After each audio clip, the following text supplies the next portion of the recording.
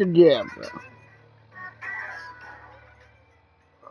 Welcome back, friends. I'm Dean. Welcome back, friends. Have you ever had anything like this happen to you?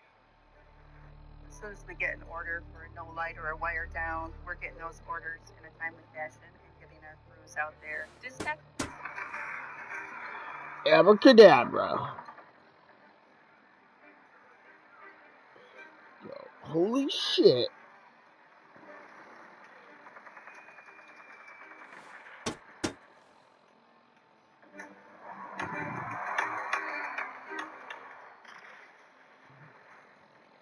Right there, I thought I had died. This is a clip from my Permadeath Challenge gameplay. We're at Sanctuary, and Sheffield's just almost killed us. Thank you. It's like I can finally Thank you, King. No, thank you, Sheffield. I have braved the wilds of the wasteland. I have fought fearsome creatures and survived, only to be almost blown up by you. Why, Sheffield? Why? Well, let's find out. Okay. Today's experience We takes place in County Crossing. I have a full day.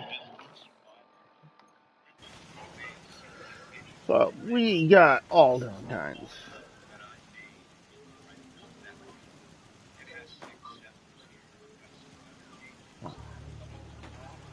We got a place we can just stuff guns. This is a clothing.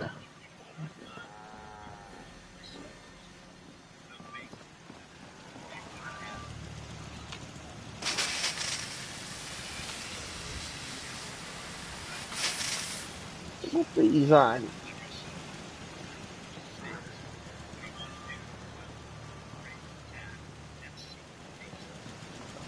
What I want to do. I sure am. I sure do.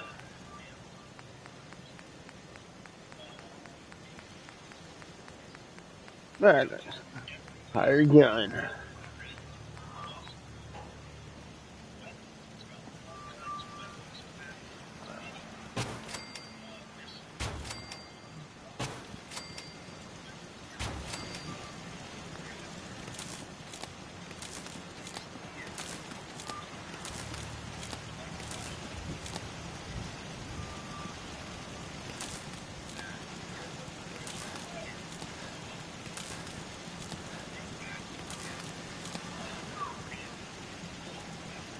To a specific.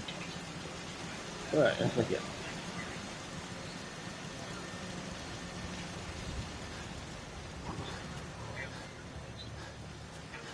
Too much. I agree. When we get those new fusion reactors,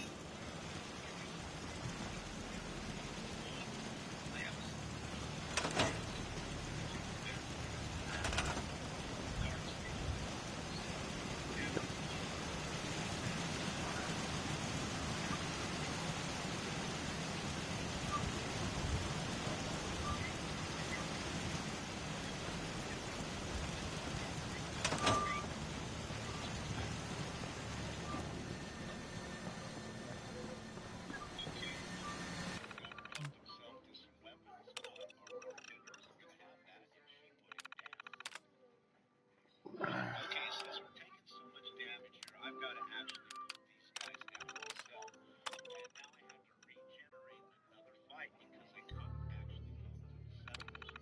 Here we go. We've got the bartender getting a weapon. She got something out of that box. I'm not for sure what it is. I don't really see her using something. Oh, another settler with something out of the container.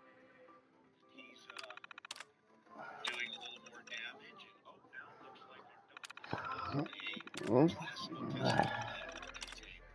So, quite a few of the settlers did get weapons out of the container this time.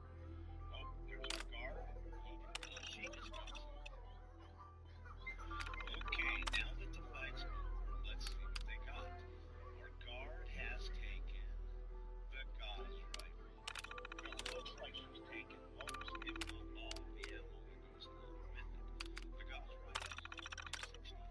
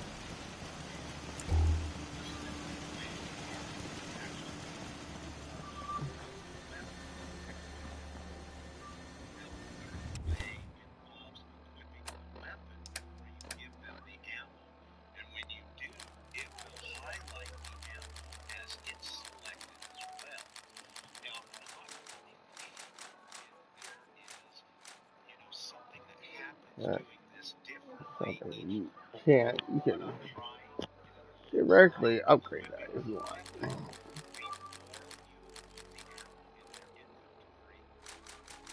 Makes it let that type of ammo. I think it actually kind of blocks the fuel down a little bit, but it will stop them from taking weapons from you and why you have to have that later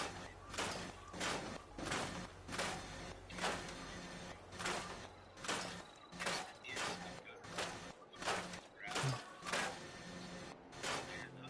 and you can't hit me. Okay, looks like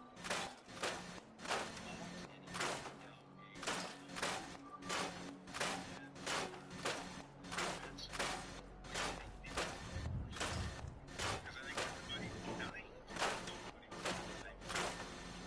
That's what I discovered by getting the basic weapons. They didn't early warning siren would get the defenses turned on, but some of the settlers still did take weapons. Our guard did lose with the same amount of ammo that we put in inventories. But now it's the guy that was God, fucking how many he has. He's got 6 rifles.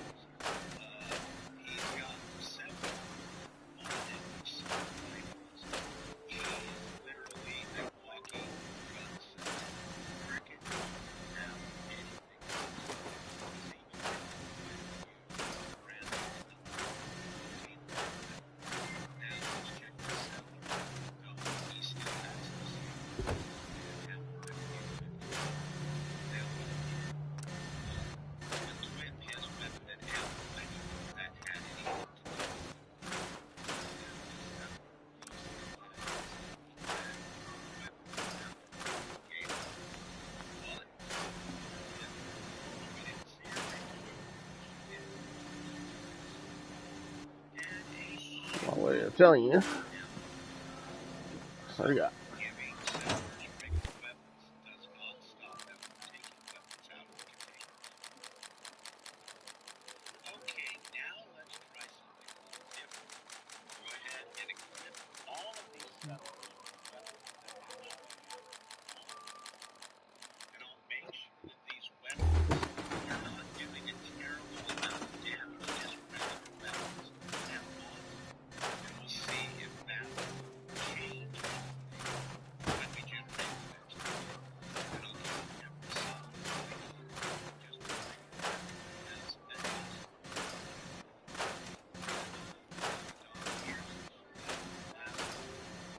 just give them that looks like maybe rifle. Let's go ahead and give them a plasma cutter. Okay, let's do another attack and see what happens. Okay, looks like our guards immediately warning sirens. Now the fences are legendary.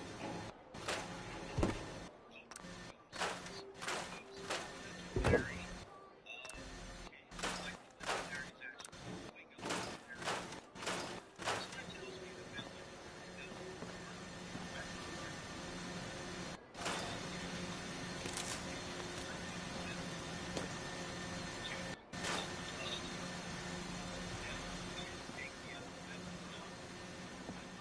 that tells me the building because I've already picked it up and got that beginning legendary animation.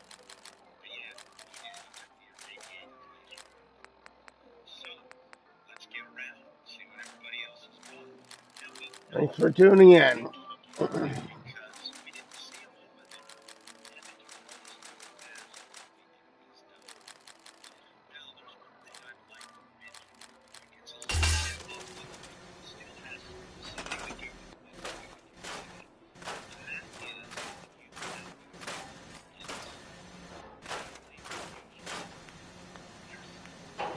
may get into the power plant and defend the city. But also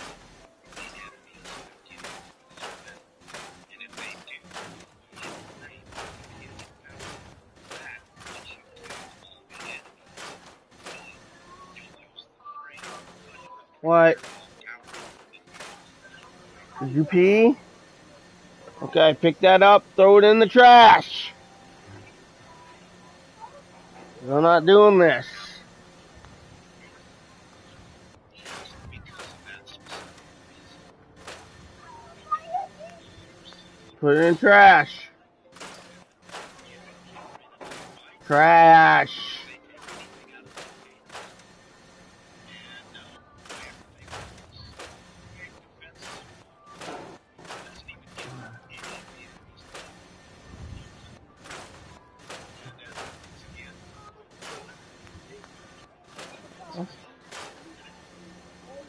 There you go.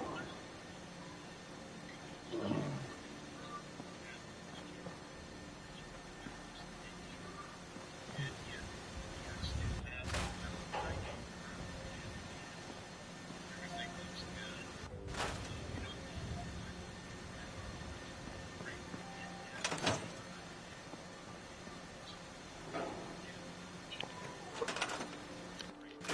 They all still have the same weapon and the same controls that I gave them before we kicked them out of the cage.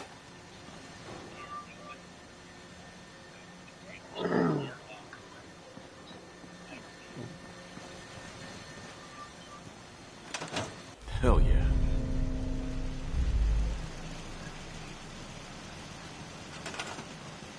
Huh?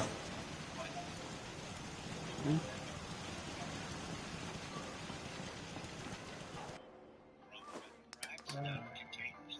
It's just as simple as giving them a loaded weapon. It really doesn't matter what kind of weapon, just as long as it's got a couple of damn mods on it. And there's one final thing that I think is hugely overlooked, and that's that when you do the give your soldiers good weapons, it does increase their self-defense capability. Now, is this something that you do when you give your soldiers good weapons in government? Do you want them to know all the way to speak French and know several weapons? Always give them a set of the best weapons in government. It just makes them play better. They look pretty cool while Okay. in your sight. Main people. Thank you. Thank you very much for coming and hanging out with me. I really do appreciate your precious time playing the game, just like always. Until next time, please stay safe and peace. Okay.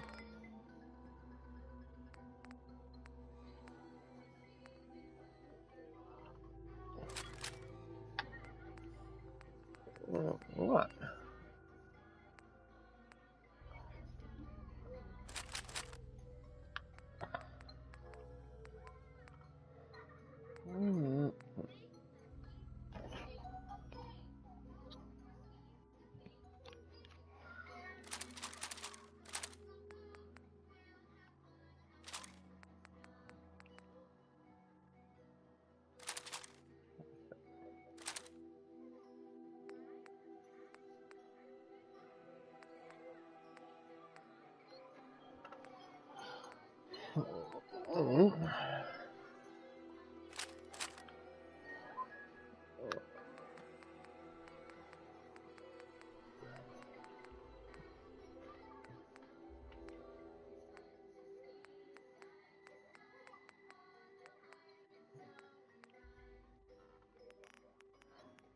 Follows.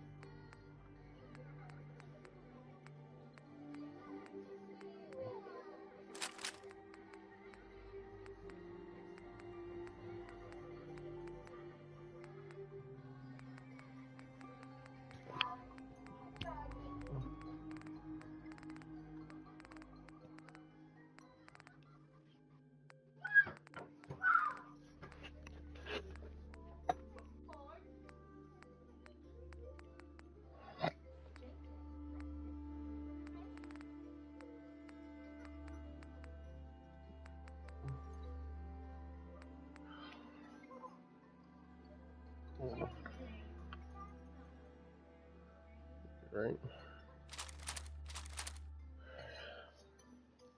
Huh?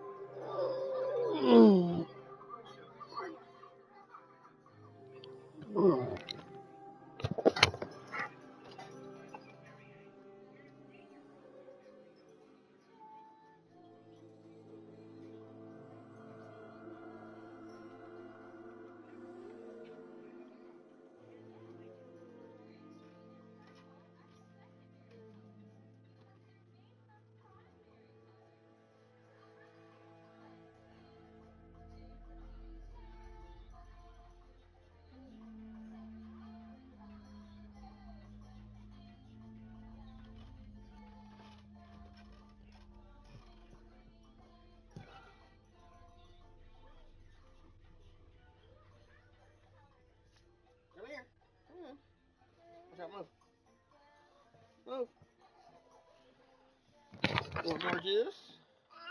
Watch out, move.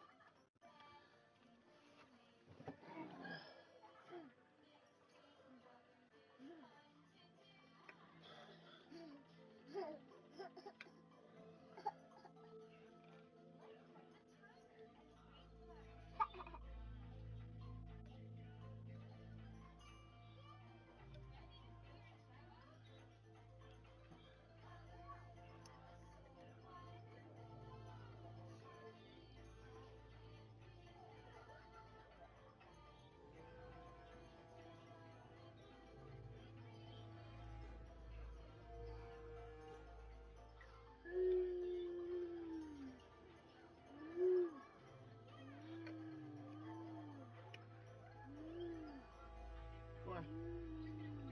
It's gonna change your butt.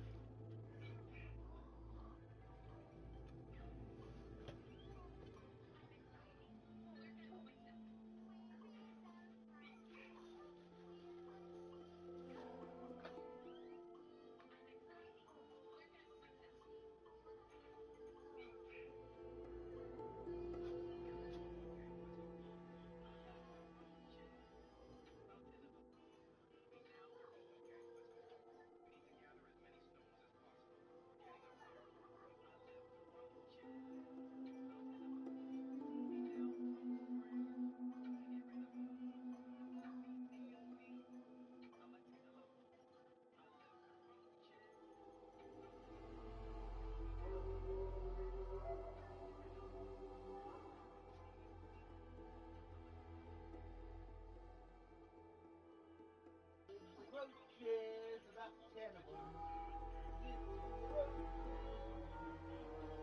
About 10 of them. Together, till I get rid of them. Cause we live with roaches. You stop. Want to take phone? Want to take your phone?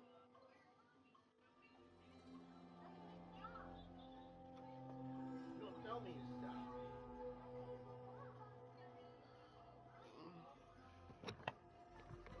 We're back.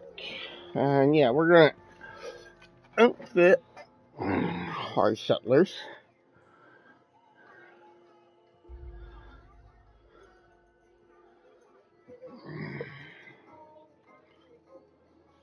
Hello and welcome, fellow Wasteland survivors. Thanks for coming and hanging out with me. Because in today's video, we're going to find out why those pesky settlers always take our weapons. They take our legendary weapons off of the display racks, out of containers. They even take ammo. And we're going to find out if we can stop that. Also, we'll see that settlers are not the only people that will and can take your weapons. But before we get started, I want to show you this cool little shack I spent all night building. What's this button do?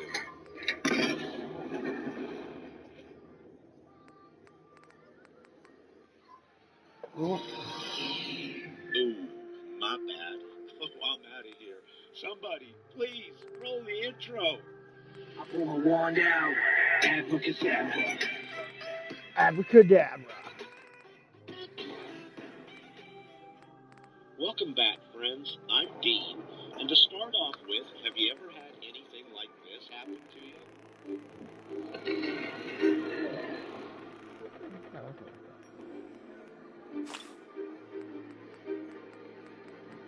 Abracadabra.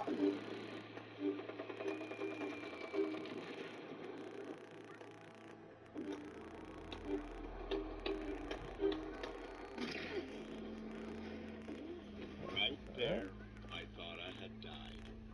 This is a clip from my Permadeath Challenge gameplay. We're at Sanctuary, and Sheffield's just almost killed us. Thank you. It's like I can finally think straight. No, thank you, Sheffield. I have braved the wilds of the wasteland. I have fought fearsome creatures and survived, only to be almost blown up by you. Why, Sheffield, why? Well, let's find out. Today's experiments will take place at County Survival Mode, and most of you may have seen that video already. but this is the mock-up that I made before I built that build.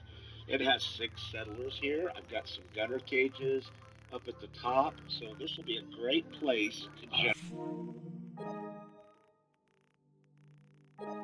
Now, I've already set the stage, and what I've done is I've given all of my settlers here the basic weapons that they would have had when they first showed up. So, just a regular pipe pistol and some ammo. I've done this with every settler here, and like I said earlier, there are 6. What I want to do is I want to generate an attack and see what these settlers do with these very, cheapy-ass weapons. All right, next I put out a couple of containers that are easily accessible. I put a generous amount of ammo into this toolbox, along with mini nukes, missiles, just every type of ammo there is. I've also filled it full of weapons. It's got all kinds of weapons, fat mans, mini guns, missile launchers, just all kinds of really good weapons, and a lot of them. Now, in the workbench, all I've done is placed in resources. In other words, food, like potatoes, fruit, etc. I want to try to get as many of that into the workbench as I can. I've also set up some display racks with random legendary weapons. I wanted to see if any specific kind of legendary weapon, was more enticing to pull off than others. Now, here at this farm, I have it set up where the defenses work with this early warning siren. But they're on right now because that wire was connecting the 2 connection points together. Now that I've taken them off, I have 2 defense, and the 2 defense is that guard station that we just saw. Now, with a lot of food, no defense, we should generate attack quickly, and we do. Okay, it looks like our bait is working, but look, it's a gunner that took it, and they took the radiated laser rifle, and boy, that thing's chewing me up. Okay, looks like another gunner helped himself to some weapons, but our bartender isn't going to have that, and she put him down. Okay, since we're taking so much damage here, I've got to actually put these guys down myself. And now I had to regenerate another fight because I couldn't actually talk to the settlers. Here we go. We've got the bartender getting a weapon. She got something out of that box. I'm not for sure what it is. I don't really see her using some. Oh, another settler with something out of the container. And he's doing a little more damage. And oh, now it looks like our doc has got a plasma pistol out of the container. So, quite a few of the settlers did get weapons out of the container this time. Oh, there's our guard. She just got something. Okay, now that the fight's over, let's see what they got. Our guard has taken the Gauss rifle. And it looks like she's taken most, if not all, of the ammo that goes along with it. The Gauss rifle's doing 265 in damage, so she did get a pretty high in damage weapons. I do believe it's even a little higher in damage than the mini nuke or the Fat Man, and that's probably why she grabbed that one.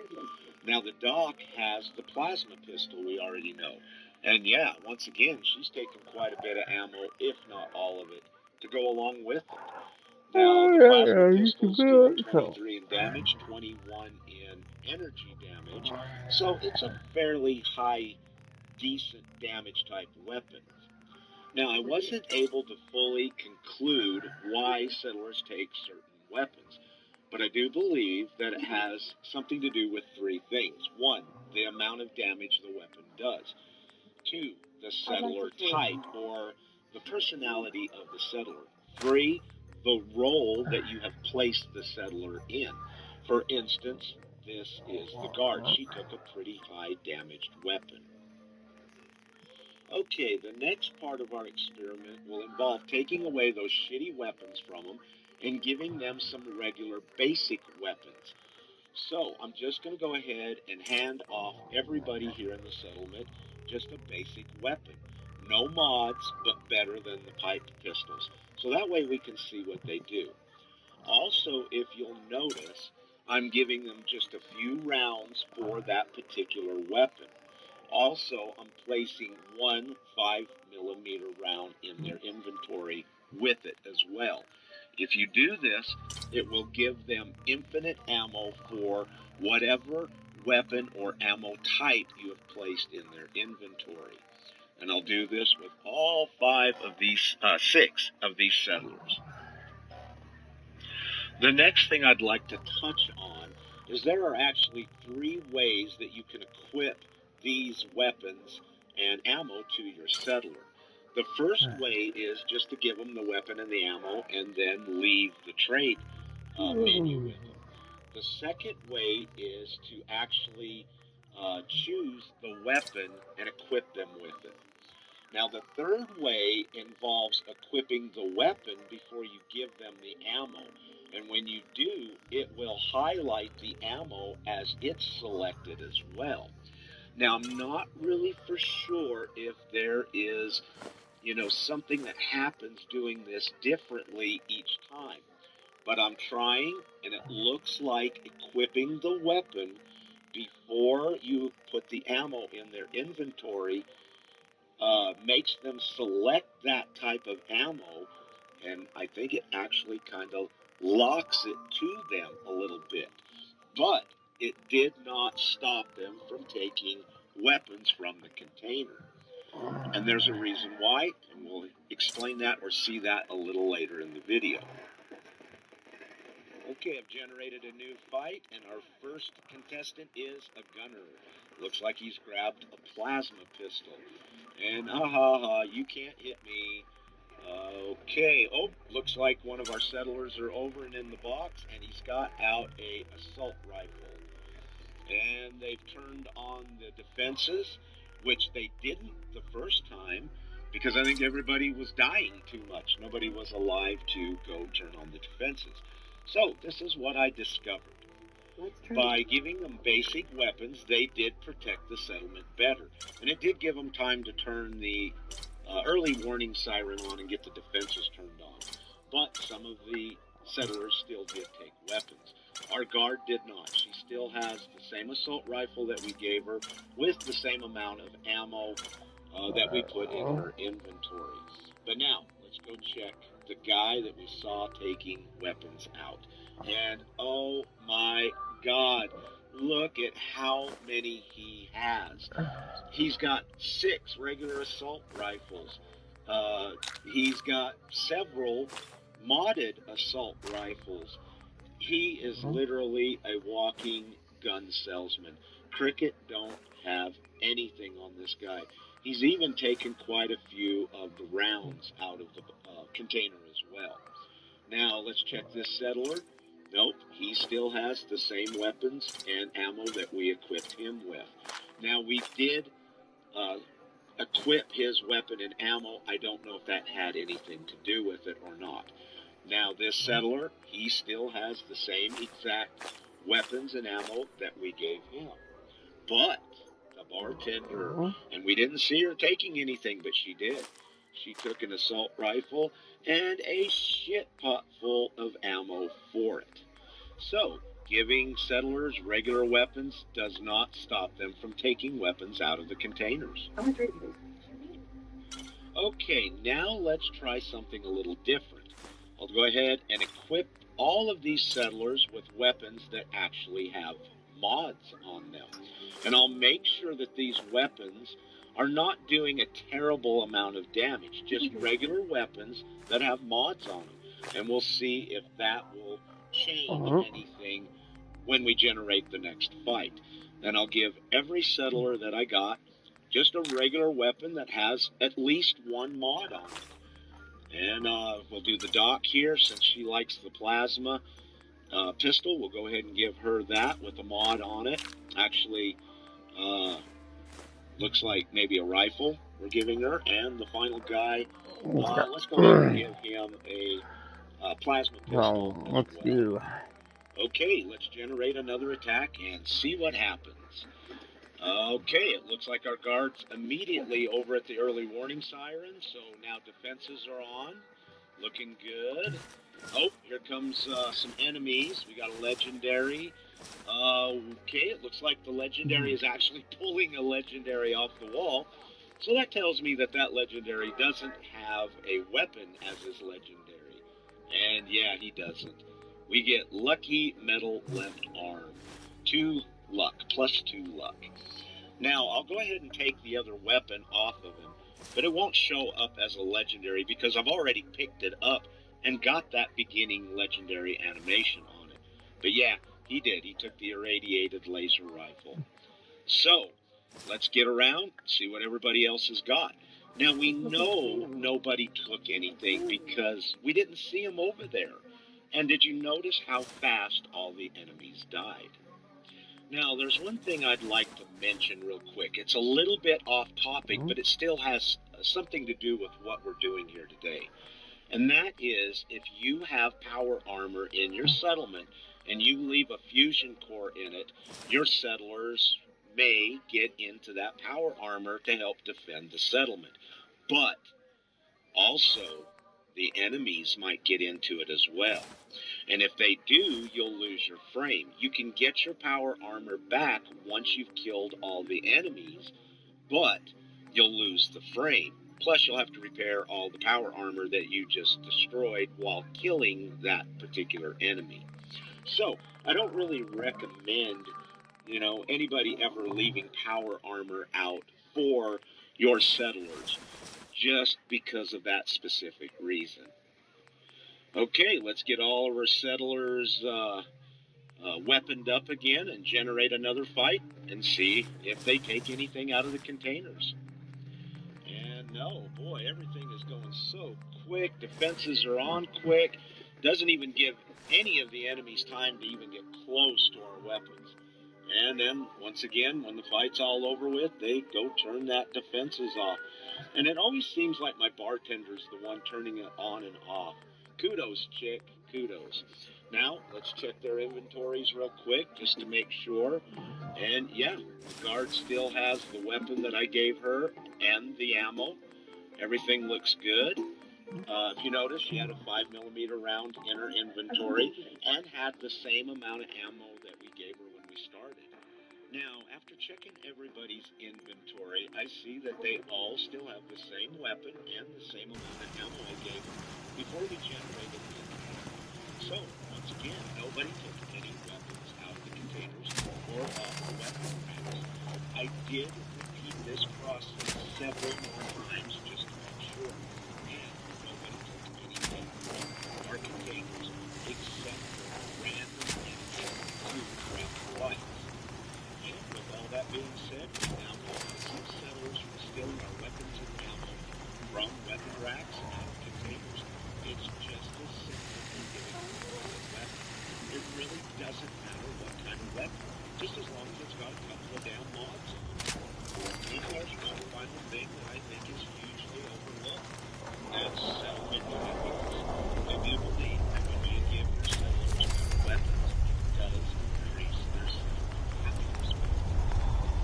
Now, is this something that you do?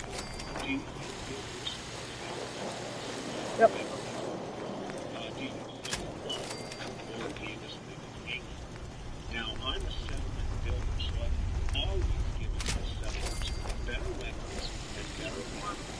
It just makes one thing better. Plus, they look pretty cool while they're doing the part that they've been assigned to in the settlement. All right, everybody. Thank you very much for coming and hanging out with me today. I really do appreciate your precious time very much. And just like always, until next time, please stay safe and eat. Very good.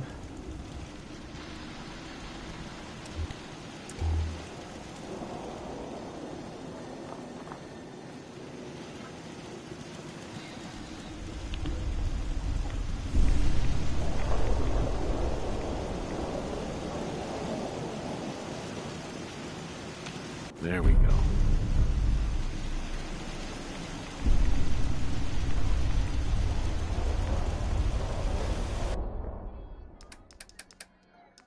Miscellaneous. This is the mark of refinement. A rich, full-flavored lager with a crisp, refreshing taste. Ah, the Fat Man. One of the most iconic weapons from the Fallout franchise, and one of its most glorious. With no other weapon can you engulf your enemies in an entire mushroom cloud of atomic fire. But what is the history behind the Fat Man? How was this monstrosity of American ingenuity created? Where was it created? Who came up with the idea? The Fat Man we get in Fallout 4 is a beautiful thing. And despite how powerful this weapon is, you can find a few of them. You can buy from Arturo in the Diamond City Marketplace. This one has a 2-shot legendary effect, which is why in some of these shots, you're seeing me shoot 2 enemies with 1 shot. Unlike the missile launcher, it doesn't have a targeted guidance. The design is originally if you take a look at some of the concept art, which Bethesda published in the Art of Fallout 4, I want to trade a few guidance things. system attached to this thing, but they scrapped it in the finished version of the game.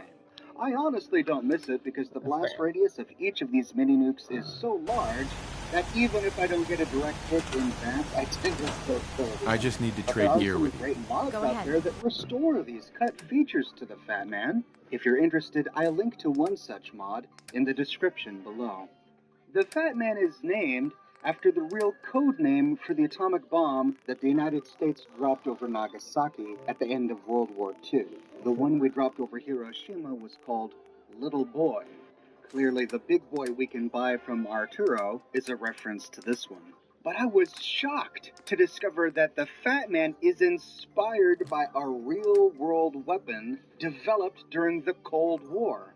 In the late 1950s, the United States military developed a weapon called the Davy Crockett. This was a tactical nuclear recoilless gun that fired M388 miniature nuclear projectiles. This is a mini-nuke launcher. Now, unlike the Fat Man in the Fallout universe, the Davy Crockett was not a shoulder-mounted weapon. It had a tripod. But this even more clearly shows the inspiration that Bethesda took from the Davy Crockett. In some of the original concept art for Fallout 3, you see a version of the Fat Man that had a tripod. Hey there. Before the system was Looking scrapped, for a there new were 2 face? versions of the Davy Crockett. The M28 That'd be great. with a range Okay. of 1.25 I can do this. miles, and the M29 with a range of 2.5 miles. Like the mini-nuke we find in Fallout 4, the Davy Crockett had poor accuracy. The way to protect this weapon was the extreme radiation hazard. When used on a bridge or a road, it would make them completely inhospitable for quite some time. The Davy Crockett was extensively tested during the Cold War at the Nevada test site. One test was called Johnny Boy in July of 1962. Another one that same month was called Small Boy. And then later that month, there were 2 more tests called Little Feller 1 and Little Feller 2. We see a theme here: Fat Man, Little Boy, Little Feller. Even though the Davy Crockett was deactivated in 1967, it still took support with U.S. Army forces between 1961 and 1970. Fallout has an experimental MIRV modification similar to the unique Fat Man of the same name from Fallout 3. It's like a it launches 6 mini-nukes at once instead of 1, greatly decreasing accuracy but enormously increasing devastation potential. If we equip the MIRV modification to Arturo's Big Boy, which has the double-shot legendary effect, that's a whopping 12 mini-nukes that you can shoot at once with the MIRV launcher. The problem is that the MIRV launcher works a little bit differently.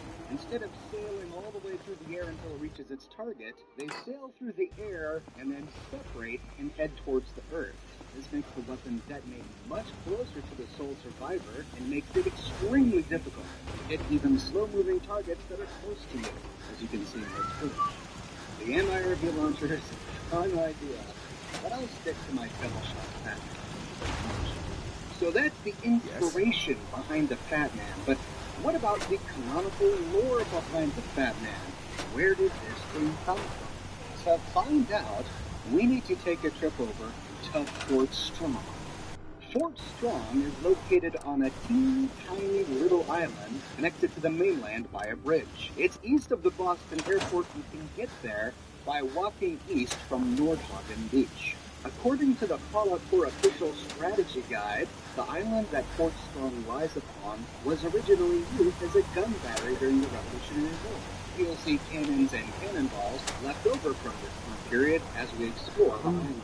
It was abandoned for almost a century until the 2050s, when the United States military built a top-secret weapons research facility there.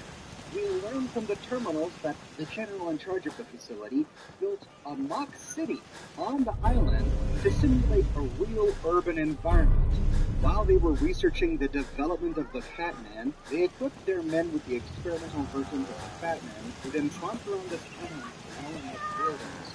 That's why the entire town is destroyed when they arrive. As we explore the tiny island, we also find the barrels of nuclear waste hidden in the ruins of many of these buildings. Seems to be growing The well. waste left over after developing the mini-nukes. Now, the reason we come to Fort Strong to begin with is because the Brotherhood of Steel sends us here during the quest Show No Mercy to achieve two goals.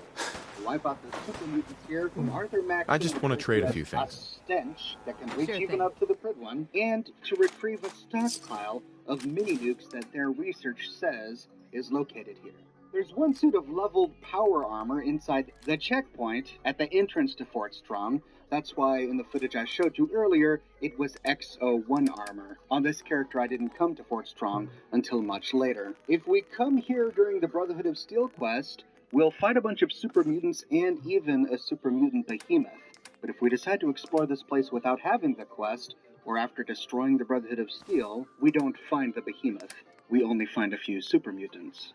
The island itself is not very interesting. We find minor junk items, but when we reach the primary armory, we find two platforms that harken back to this island's use as a battery during the Revolutionary War. Upon the platforms, we still find some of the cannons, as well as the corpses of U.S. soldiers. We even find a U.S. Army helmet propped up on one of the fences, and big stacks of cannonballs. We can get 5 cannonballs from the first platform, and then heading around to the back, we pass a fake graveyard to find another platform with more cannons and 5 more cannonballs. So Fort Strong has 10 cannonballs, which is great if you use the broadsider. Incidentally, hopping down towards the water, we find a teddy bear inside a cardboard box with a bottle of rum and a teeny tiny oar. Looks like this guy's about ready to set sail to the great unknown.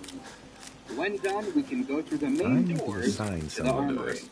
Immediately upon entry, we see the remnants of American patriotic glory defiled by savagery. I need to assign someone to this. Filled with gore and meat bags dangling from the ceiling. There are 2 doors out of this room, a knowledge-locked door to the right. We're going to leave this alone for now. The way forward is blocked by the collapsed second floor. It's completely fallen down and blocked that way. So instead we're going to go through only open door. And it's here where we find our first super mutants. One in the hallway and then even more in the nearby rooms. Back hurts, my feet hurt, everything hurts. I just want to trade a few things. Okay. After clearing them, we pass by an interesting display. Baseball. 176 years of Boston tradition. These Bostonians sure do love their baseball. Exploring the western room first, this must have been an office for some of the clerks. Lots of computer terminals, a whole bunch of work desks, and on one of the desks, a holotape. Private Murnham's holotape. Word came down that the Army just unloaded the first batch of the M42s this morning.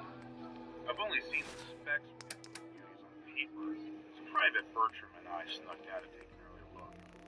When I heard that the eggheads were designing a man-portable nuke launcher, I thought they were nuts. But they actually got the damn thing to work.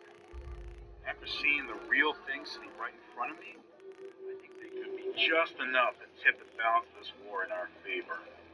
I mean, can you imagine the look on the enemy's face when we get dropped into their experience? They won't know what hit them. That in combination with indeed make the American infantry. I tell you, looking for trouble. Just wanted to trade a few things. Next to the galley. This see an Edotronic on display here, and a bunch of tables, still laid out with cafeteria trays. This room leads back out to the hallway that had that baseball display. Going around the corner, we see a big blocked-off hallway. We're going to get to this in a minute. But heading over to the other wing of the armory, we find more super mutants.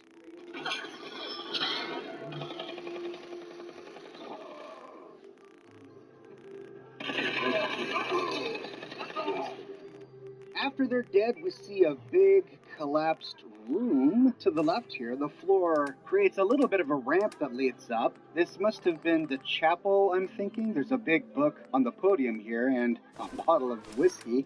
Looks like the chaplain loved himself some drink. Using the ramp to climb up or using our jetpack to jump on up, we see one of the soldiers' barracks. Most of the footlockers by the barracks are empty. I did find one that has some ammunition. While on this level, turning around, we do see an open door that leads to another hallway. Here we find some lockers. Turning right, we see a door, but it's completely blocked off. We'll come back to this in a second. But by the water cooler, a door that leads to another barracks. This one is more intact. We still see chems laid out in a bunch of containers to loot. We find a stash of caps in one of the lockers and some Radex laying out. But going back to that big broken door, I wanted to see what was on the other side of it. We can toggle flipping to just walk right through this broken door. Farming's as honest as honest downstairs, we can use a jetpack to jump on up to that big broken platform that we saw immediately upon entry. This platform connects to that doorway that's caved in with rubble. We find a few containers to loot. The stairs are completely blocked up, meaning that a jetpack is the only way to get up here, unless we toggle clipping, and we find some minor containers to loot. But against the northern wall, we find another completely blocked up door. But taking a look through the cracks, we do see something back there. I wanted to know what was down here, so I toggled clipping, and walking through the rubble, we find ourselves in a locker room with the fat man lying on a cabinet. Why was this blocked off?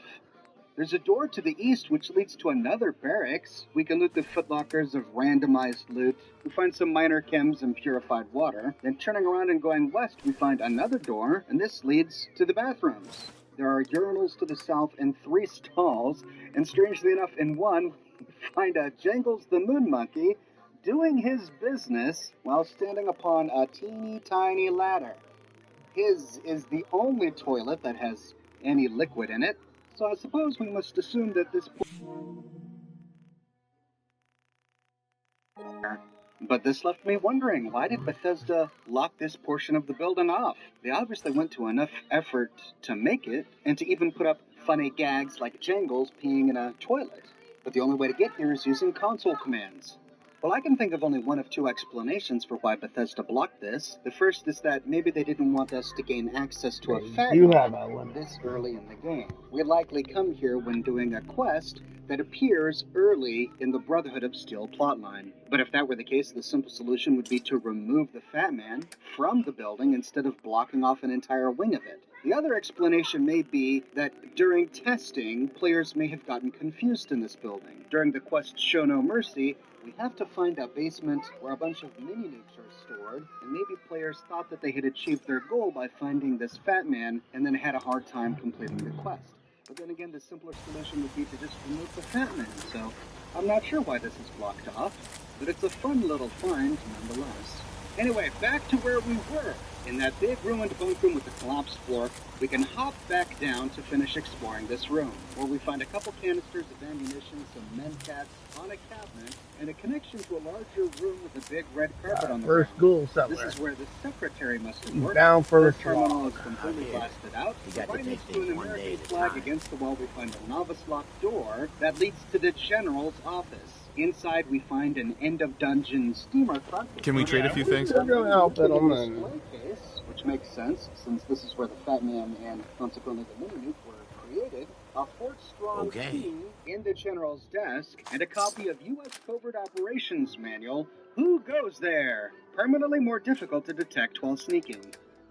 The terminal on the general's desk tells us a little bit more about the research that went on here, and we learned that the general's name was General Brock. His entries span 2 years of military technology development before the bombs dropped in 2077. General Brock took command of this fort in June of 2075. His goal is to test out some experimental weapon systems here, and to do so, he had the men tear down an old barracks that was on this island and to construct the simulated town that we saw upon entry. His reasoning is, since we'll be fighting the enemy on an urban front, I think the best way to test these weapons is by seeing how well they'll punch through civilian structures. 3 months later, in September, we learned something a little more startling. In addition to developing the Fat Man, General Brock and his team were testing the experimental versions of the T-51B suits of power armor. Now, we have to pay close attention to the exact words he uses here, otherwise it would be tempting to think that the entire line of T-51B was developed here. Remember, this is September of 2075, almost a year before the T-51B suits of power armor were first deployed. They were deployed in June of 2076 and were used by U.S. troops in Alaska until January of 2077 when they completely drove Chinese forces from Alaska. So this is almost a year before their first deployment. And at this time he says that the Army Corps of Engineers just rolled these suits off of the assembly line. So someone else developed these suits, the Army Corps of Engineers, and they rolled off of an assembly line somewhere else. He just got his hands on them, because he is responsible for testing them. He's greatly impressed with the T-51B suits of power armor, but his major complaint is that soldiers are still having a hard time jumping in these things. He thinks because of the suit's weight. They often trip upon hard landings. He had some of his maintenance guys take a quick look at the suits, and they suggested that stability can be improved by adding shock absorbers to the legs and putting a gyroscope in the pelvis line. So General Brock here is going to talk with the brass at Washington, see if he can get some funds to have his boys tinker with these things to solve the issue. 5 months later, in February of 2076, General Brock notes that things are heating up overseas. Because of this, the government is pushing him to double down on his research. They've cut his turnaround times in half. In response, General Brock decided to split his team into 2 different teams, the Alpha team and the Bravo team. That way, he can work on 2 projects at once. He put the Alpha team working on the T-51B suits of power armor, and the Bravo team working on the M42 Fat Man launchers. His next entry comes 4 months later in June of 2076. Remember that this is the month an official canonical Fallout 4 day of hard work. the T-51 suits have been deployed to Alaska. And sure enough, General Brock tells us that the Alpha team succeeded in improving the T-51 suits of power armor. He says that they just shipped the first batch to the front lines in China. Due to the efforts of his team here at Fort Strong, the suits are performing better than expected, chewing through enemy tanks and armor like they were paper. He says that word has it that some of the enemy troops are even surrendering if they simply catch sight of U.S. troops in power armor hauling around their 5mm miniguns. Looks like Alpha Team has earned themselves a weekend pass in Boston. Heck, I'd say that's a small reward for practically winning the war for America. But despite their success with the T-51B suits of power armor, they still have to figure out this whole Fat Man issue. 6 months later, in December of 2076, we learned that the Bravo team is struggling with the Fat Man. He says that the Fat Men are not shooting far enough away from the firing position. The problem, he says, is that the warhead is still too heavy to fire the distance required. Thankfully, he's using simulated soldiers for these experiments, because he says that these simulated soldiers are still soaking up far too many reds and suffering blast burns. Kinda like how I did when using the experimental MIRV earlier. However, one of his technicians had a radical idea. Why don't we use a conventional depleting subcharge to catapult the round rapidly out of the charger? Of course! Why didn't we think of it before? His calculations look sound, says General Brock, so I'm going to let him give it a try. The final one comes almost a year later, in September 2077, a month before the bombs drop. After a few design setbacks and the loss of one of our testing squads, we've finally perfected the M42 launcher's firing mechanism. Washington has been riding me to wrap this project up, but with a weapon this potent, I was inclined to take my time. We've sent the launchers ahead to the supply yard in Mississippi, and we're just waiting for the go-ahead to ship the warheads wherever they need to go. Hopefully, we can get those nukes out of here before the month is out. feel comfortable sleeping 20 feet above enough nukes to reduce this island to ash. So according to this terminal entry, they had not perfected the Fat Man until September of 2077. And even at that time, a month before the bombs dropped, they had yet to deploy the weapon to troops. After looting a floor safe in General Brock's room and grabbing a couple of bottles of whiskey, we can head out to his secretary's room and then open a novice-locked door. This leads us back out to the lobby. So wait a minute, where is that mini-nuke storage facility? Well, going back round to that hallway filled in with rubble that we passed earlier, the one by the baseball display, we see an elevator door just on the other side. If the Brotherhood quest Show No Mercy is active in our quest log, this rubble is not here, giving us free access to the elevator. But if we destroy the Brotherhood without ever completing this quest, we lose access to a major part of this fort. So to solve this problem, we toggle to walk right to the barrier. Sure. Let's see what you got. Elevator. Great. Taking the elevator down leads us to the research lab. This is where Brock's Alpha and Bravo teams conducted their research. We see an Etotronic against the wall, and the super mutants have moved on in. Heading to the western end, we see a teeny tiny office with only a few containers we can loot. And then heading down the hallway, we see 3 doors, one on either side and one directly in front of us. Turning left first, we find a small workshop. There's an armor workbench in here, a couple of containers to loot, and some minor chems laying about. But this leads to a balcony that overlooks what must have been a generator powering this facility. We hear super mutants talking, but before we go down, I wanted to explore that other room, but this simply led to the bathroom. X688 went ahead and got in trouble in the other room, but I'm exploring this bathroom. Not much in here except in one of the stalls, we find a toilet filled with purified water. And if seeing the purified water with your own eyes wasn't enough, someone has scribbled the words purified water in white paint against the wall. What? In the stall next to it, we find a dirty water. I don't understand. The only ones who have been here are super mutants. Can they read and write? Can they spell? Why would they put purified water in a toilet and then write purified water on the wall? A way to assume that before the super mutants moved in, maybe raiders had been here who could read and There write. we But go. again, why would they put purified water in a toilet? Nice. Don't get it. By this time, Hey, X688 was in trouble, so running outside, we can kill the super mutant hound and then take care of the super mutants that have rushed into the generator room.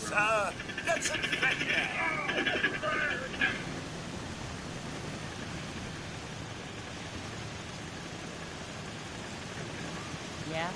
Hey there. Looking for a weapon? I just want to trade a few things. Of course. Holy cow. Remind me to get a 2-shot laser or something. That guy was tough. Heading through the eastern door, we see another workshop where we find some minor chems and containers to loot. This connects to the south to another research room. This room has a bunch of computer terminals in it, with again a few containers and minor chems to loot. And this room leads back out to the generator room. So heading north down the hallway where we killed that legendary super mutant, we can kill another hound that shows up, and then going into the southern room, we find the Bravo team testing terminal. Inside we find 5 reports. Things are getting tough around here. Brock has decided to split our men into 2 teams. I drew one of the short straws, so I ended up on the M42 Fat Man Launcher team, while most of my buddies are sitting pretty upstairs with the T-51B suits. I can't even begin to describe what a ridiculous idea the M42 is. A man-portable mini-nuke thrower that a trooper in the field is supposed to deploy at close range?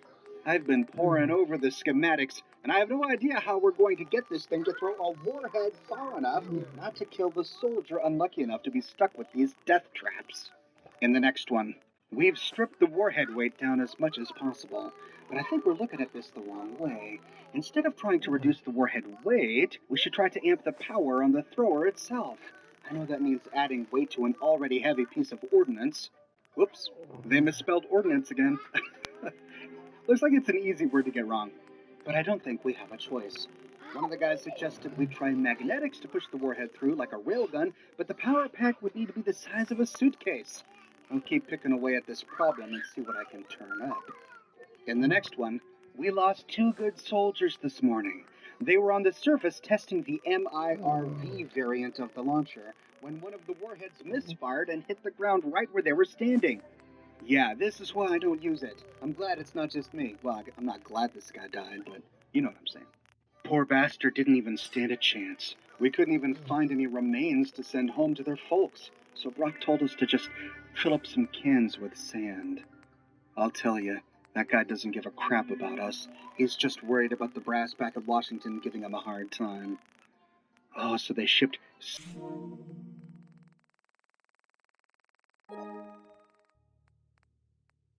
bed last night when I had one of those eureka moments. I ran over to the night shift guys in the lab, swept all their drawings on the floor, and started sketching my idea. They must have thought I'd lost my mind. 6 hours and about 14 cups of coffee later, and I had it all mapped out. We'd use a small subcharge as a launching catalyst to catapult the warhead from the launcher. We'd have plenty of range, and the subcharge would be built into the warhead itself. Brock seemed to like the plan and gave us the go-ahead to prototype the device. I can't wait to try it out. So a tiny explosion on the mini-nuke itself that helps propel the thing before it ultimately detonates on the enemy. Interesting. And the final one. It took the better part of a year and over 100 test firings, but the M42 is ready to be shipped out to the field. I can't believe I spent over a year on this single project. I feel pretty good knowing we're delivering a well-tested weapon to our own guys fighting overseas. Now that it's over, I suppose Brock will have us work on something else. But for now, I'm going to spend the rest of the month packing up these warheads to ship off base. It's amazing how much the ingenuity of a single person can change the direction of a movement, a country, and even a war. After looting the room's containers, we head east, where we find our first big box of mini-nukes. Heading out the door and stepping onto the balcony, we see the primary storage room of Fort Strong. Each of these containers holds dozens of mini-nukes, and it looks like they were in the process of being moved out when the bombs dropped. We should take these shells. Better to have them in our hands than someone else's. I just want to trade Funny a few that things. X688 would say that here. Is he programmed to say that as part of the Brotherhood quest? This is speaking on behalf of the Institute.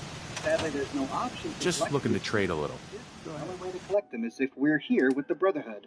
We see the mini-nukes deconstructed in these little containers. It's interesting to see them broken down to their base bits and pieces.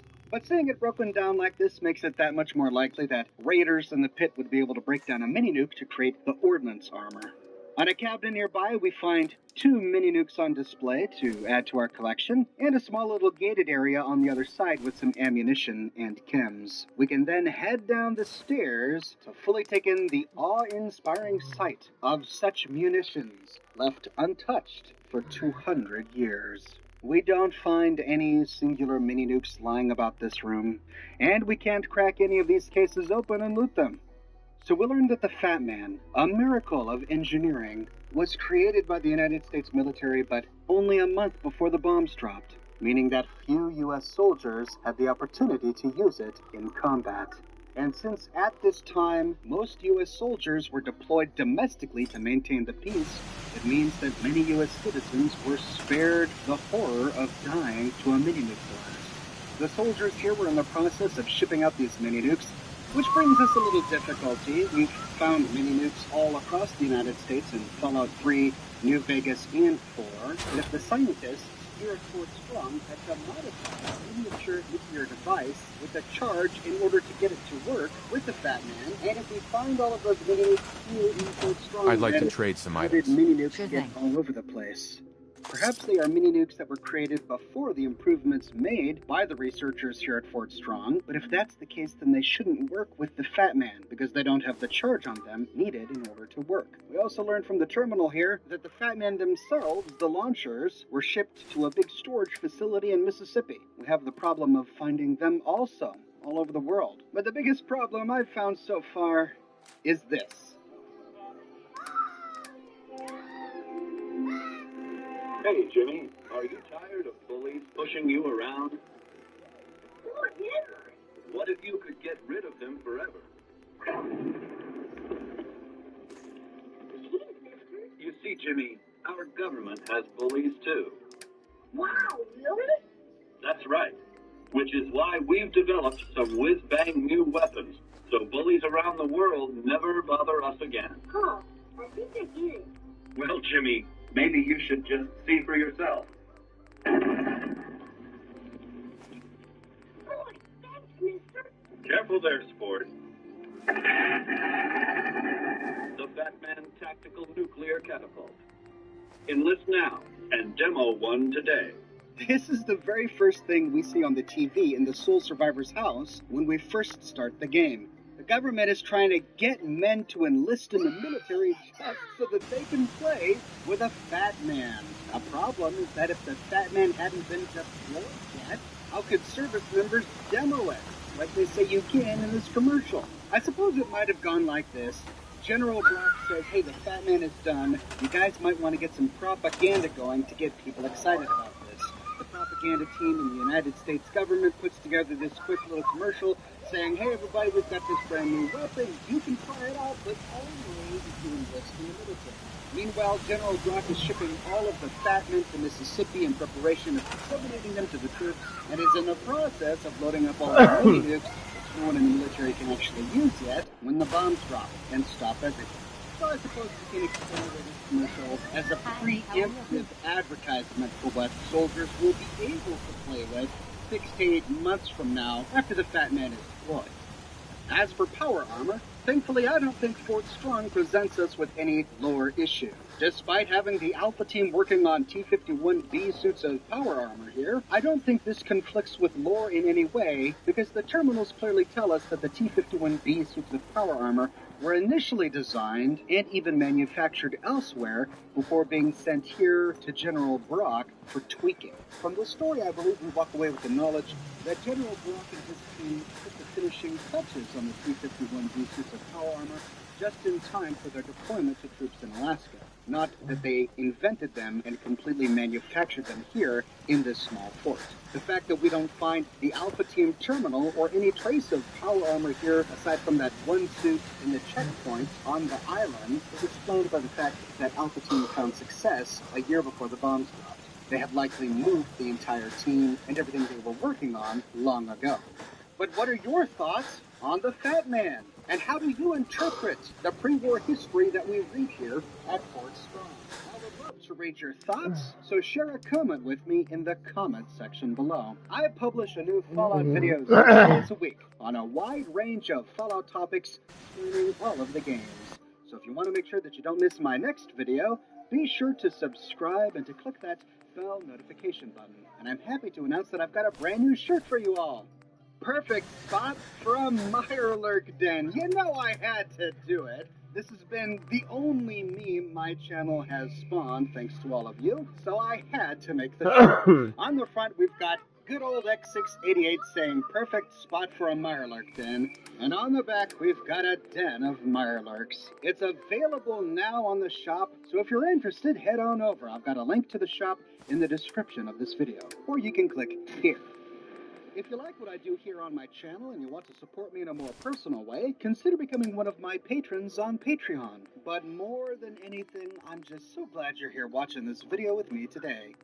Thank you so much for watching, and I'll see you tomorrow morning, bright and early.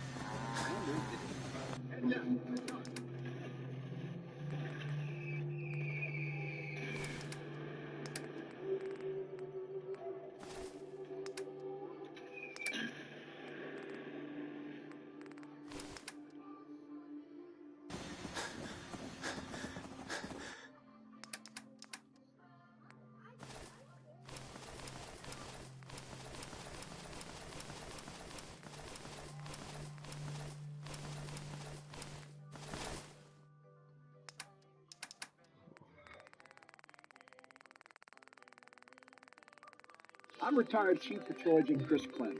In my over 27 years as a Border Patrol agent, I've never seen a border this bad. Under the Biden administration, we're facing the worst border crisis in the history of our country. And that's why I've partnered with Americans for Prosperity. Washington think tanks talk. Politicians play political football. But Americans for Prosperity is actually doing something about the crisis. AFP has taken hundreds of concerned citizens to the border to see it for themselves, sharing policy solutions, organizing communities, educating, training, and mobilizing concerned citizens, advocating for real, tangible reforms that will provide more infrastructure, more agents, and more technology. In other words, AFP is advocating for reforms that will make us safer and stronger. And that's what makes AFP different. They aren't interested in political games. They're interested in results. Because Americans for Prosperity is where freedom and opportunity win. Learn more at securebordersecureamerica.com. After spending some time with our favorite synthetic detective, Nick Valentine opens up and tells us a bit more about himself. Yes, he's a synth, but no, he's not made from DNA and biological material like all those advanced third-gen synths. No, he is made from plastic and metal and other machine parts. My memories, my personality, they're all lifted from some cop who volunteered for an experiment back before the war. They scanned his brain and copied it onto the hardware that runs between my ears. Wait, the original Nick was from my time? Sure was. For as long as I can remember, I've been getting these, flashes. Memories of places I've never been. Things I've never seen. Memories of Nicks. What kind of memories? Everything. Old cases. Old loves. I found myself running background on cases only to realize everyone involved's been dead for 200 years. Don't get me wrong. I know I'm in Nick's debt. These memories, they've kept me alive. Nick was a hell of a cop. A guy with good instincts and a good heart. These memories of the original Nick Valentine are haunting the current Nick Valentine. After a while, he approaches you for help with a problem that's been nagging at his mind. You know, there is this chunk of Nick Valentine history I've been hoping to put a bow on for a while now. I could use a hand if you're willing to take a crack at it. What kind of history are we talking here? Well, this one's straight out of the archives. Once upon a time, in the land of Boston, there lived a king of organized crime, Eddie Winter. He was a bad man who did a lot of bad things, hurt a lot of innocent people. But he knew the end was coming, so he sealed himself inside a personal shelter, located underneath the sub shop he used as a headquarters. An evil king in a sub shop. Does a meatball monster show up at some point? Yeah, from what I've heard, the pastrami golem is the one you really have to watch out for. Anyway, if you're done being a wise ass, the story gets even more twisted. The arrogant bastard wanted a cheap death, live forever, so he could come out of that shelter someday into this brave new world. Sound familiar? Only Eddie didn't want to be a frozen banana. No cryo sleep for him, no. He invested his money in some sick, crazy radiation experiment. Watch who you're calling frozen banana, pal. Get over yourself. It ain't always about you. Now listen to the important part. Eddie Winter went and turned himself into a ghoul 200 years before it was fashionable. Hell, he was probably the first one. And I'm convinced that he's still locked inside that shelter. Safe and sound. Ready to come out and begin his evil reign all over again. I'm gonna find him and kill him, so that never happens. You in? I don't get it, Nick. Why kill Eddie Winter, even if he is still alive? It sounds like some kind of vendetta. I've got memories. The girl. My girl. They're not really my memories, I know that. They're Nick's. But the girl, she was real. She was beautiful and innocent, and Winter killed her. Now he's got to pay the price. I don't know, Nick. It sounds a bit like cold-blooded murder. Who says it ain't? But I don't have to be human to know that sometimes the only way to end evil is to kill it. Now, if you think it's murder to kill Eddie Winter, you can say no. You want to murder this guy, Nick? I can't be party to that. Fine, but I hope you change your mind. This Eddie Winter, he was barely human back then. God knows what he is now. But to maximize affinity with Nick Valentine, we have to say yes. All right, Nick. Let's get the bad guy. Good.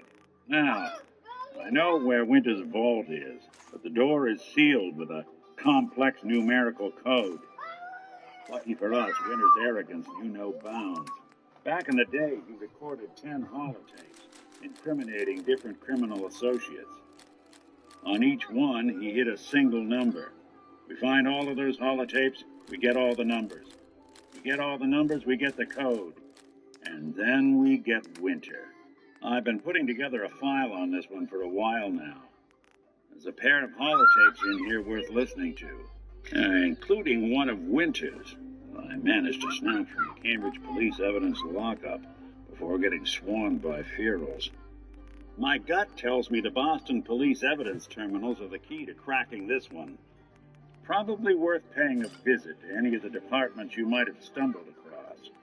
Nick gives us a case file which summarizes everything he already told us in his dialogue. He gives us the location of Eddie's bunker, Andrew's station, beneath the Spucky's sub shop that he owns, and it gives us a few specific places where to start our investigation. The Cambridge police station and firearms and lasers. He also gives us 2 holotapes. One is a welcome holotape that the original Nick Valentine's police captain gave him when he first signed on to the Eddie Winter case. Detective Valentine, Captain Whitmark here. I'd just like to reiterate how excited we here at the Boston Police Department are that you'll be joining our investigation. Commissioner Turner has already regaled me with the tales of your adventures in Chicago. As you know, Edward L. Eddie Winter has been a pox on this beautiful city for nearly 2 decades. Extortion, murder, racketeering, kidnapping, name a crime he's committed. The epitome of a cold-blooded, brilliant, slippery crime boss. Fortunately for us, over the years, Winter has also developed that most self-destructive of character traits, supreme arrogance. Starting a little over a year ago, Winter stopped coding his correspondences and began communicating entirely via unencrypted holotape. Each one addressed the subject in question and very clearly signed off by Winter himself. Because this is not any authority, he knows we're monitoring him. And Winter thinks he's untouchable. He's wrong. This is when the game changes. Those holotapes are the key to building any Winter. They're what happened. His crimes, his work, total self-incrimination. Get those holotapes. The captain thinks that Eddie Winter is no longer encoding his holotapes due to arrogance. He's so much better than the police. They're all dunces. He's the smart. We find out later that that's not actually the case. But first, let's hear the man in his own words. Let's listen to the first Eddie Winter holotape that Nick Valentine gave us. Message to Johnny Montrano. Johnny. Almost ready. I knew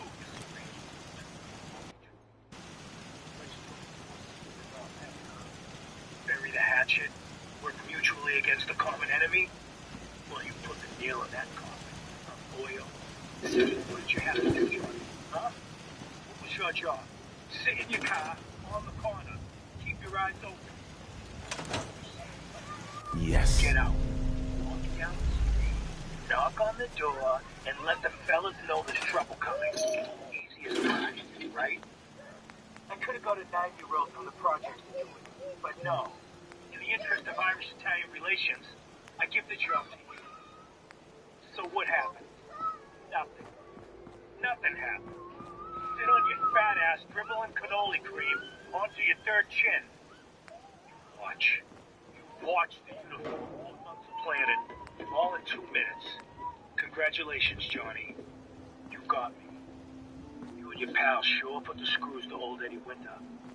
You should tell this funny story to your little girl when you tuck her in at night. In that corner bedroom, upstairs, big wallpaper, little house on Prince Street. Eddie Winter, signing off. Johnny Montrano. Remember that name? It pops up 2 more times in these holotapes. What happened here is that Eddie Winter is an Irish crime boss in charge of his own group of Irish criminals who worked out of South Boston. But there's an Italian crime boss as well. he mainly operates in the north. We learn more about this later, but Eddie Winter tried to ease tensions between the north and south crime bosses in Boston by allowing this guy, Johnny Montrano, who worked with the north, to come and help him on an op in the south. But as we learn in this holotape, Johnny Montrano blew it because he was lazy. He just failed to get out of the car and warn Eddie Winter. Eddie ends with a not-so-subtle threat towards not only Johnny, but also his family. So we see what kind of man this Eddie Winter is. If we head to the Cambridge police station, we find another holotape from Captain Windmark. This is the man who was Nick Valentine's boss on the Boston police force. He was in charge of Operation Winter's End. Hello, team. Captain Whitmark here. Welcome to the task force. Operation Winter's End starts now with you. Together, we will knock Eddie Winter off his throne and dump his sorry ass in the 2,000-volt easy. It should come as a surprise to no one that our operations in Boston has been, in a word, compromised. Winter has eyes everywhere, even the BPD. So, our brothers across the river in Cambridge have been kind enough to let us use the Cambridge Police Department as our base of operations. It's worked. Good hunting. So the original Nick Valentine came with his family from Chicago, Illinois to Boston, Massachusetts to help this Captain Windmark with Operation Winter's End.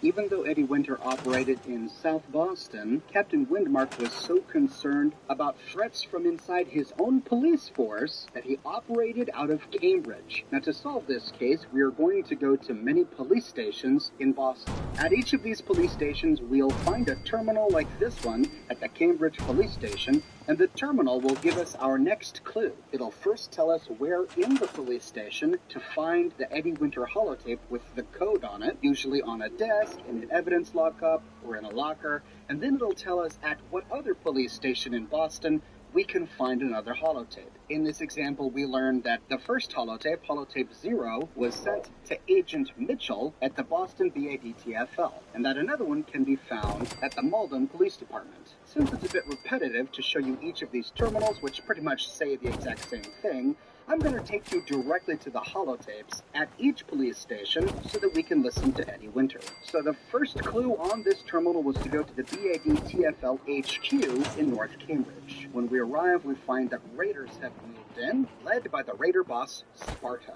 Sparta was sent here by Tower Tom and the Beantown Brewery to look for food. This is when Tower Tom was having the difficulty with Red Tourette at the federal ration stockpile. I covered that drama in my video on Red Tourette. After clearing the place of raiders, we find a terminal that not only tells where to look for the next winter holotape logs, but it also has a winter informant log.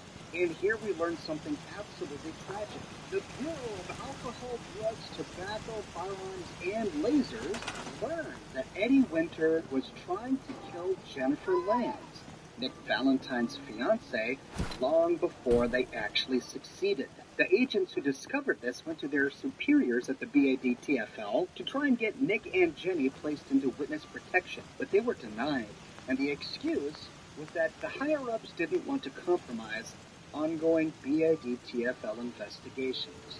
They knew Eddie Winter was going to kill Nick's fiancée, and they did nothing. To make matters worse, we find another damning holotape in the evidence lockup. This holotape is titled We Are Done, and it's from Nick's captain, Captain Windmark. Detective Valentine. Nick. Listen, I'm sorry. You've got every right to be upset. You need to believe me when I tell you I had no idea. Operation Winter's End was my baby. I still believe in it. He kept us all in the dark, me included. I got briefed this afternoon. Laid it all out. The whole thing. This deal with the DA, the agreement to bring down the other family. This idea to record the holiday. All known associates. And them needing a legitimate op and a real task force to make it all look like Winter was supposed to. Plan all along. Now this Winter was a stoolie for the feds. It's reported directly to the BADTFL. All on the book. For his cooperation, Winter will be granted total immunity. Excellent. Excellent. Operation Winter's End. Bingo. Operation Task Force hereby tough part, pal. Not the part we thought, but hey, it happened. Now we're just another box in the file. Nick, listen. Everything that's happened, this ain't. Winter, Let's trade some Jenny, things. Sure. more than any one man should have to handle. We need help. Boston needs to work with the agency. Some new program they have real promise. Scanning brainwaves. I'll get you the info. You're going. That's an order.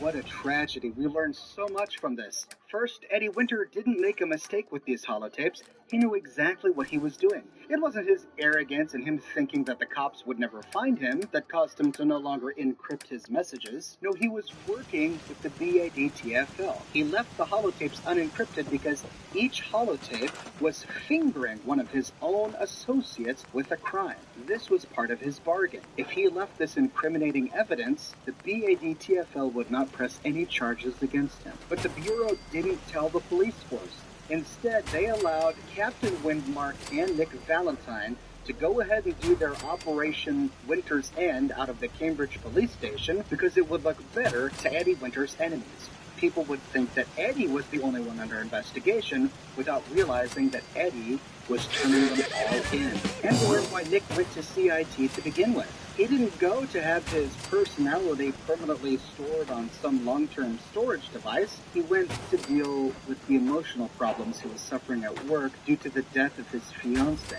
and his failure at Operation Winter's End. He was naturally devastated. Captain Windmark saw it in Nick and ordered him to seek help at the CIT. He only went because they were trying to help him with his trauma, but instead the CIT copied his entire personality without him knowing and stored it, whereupon hundreds of years later the CIT's descendants, the Institute, would put that personality in a synth body, and in so doing create the Nick Valentine we know and love. This means that the Nick Valentine, saved on a hard drive at CIT, had just lost his fiancée and was suffering from trauma. That's the Nick who they put into a synth.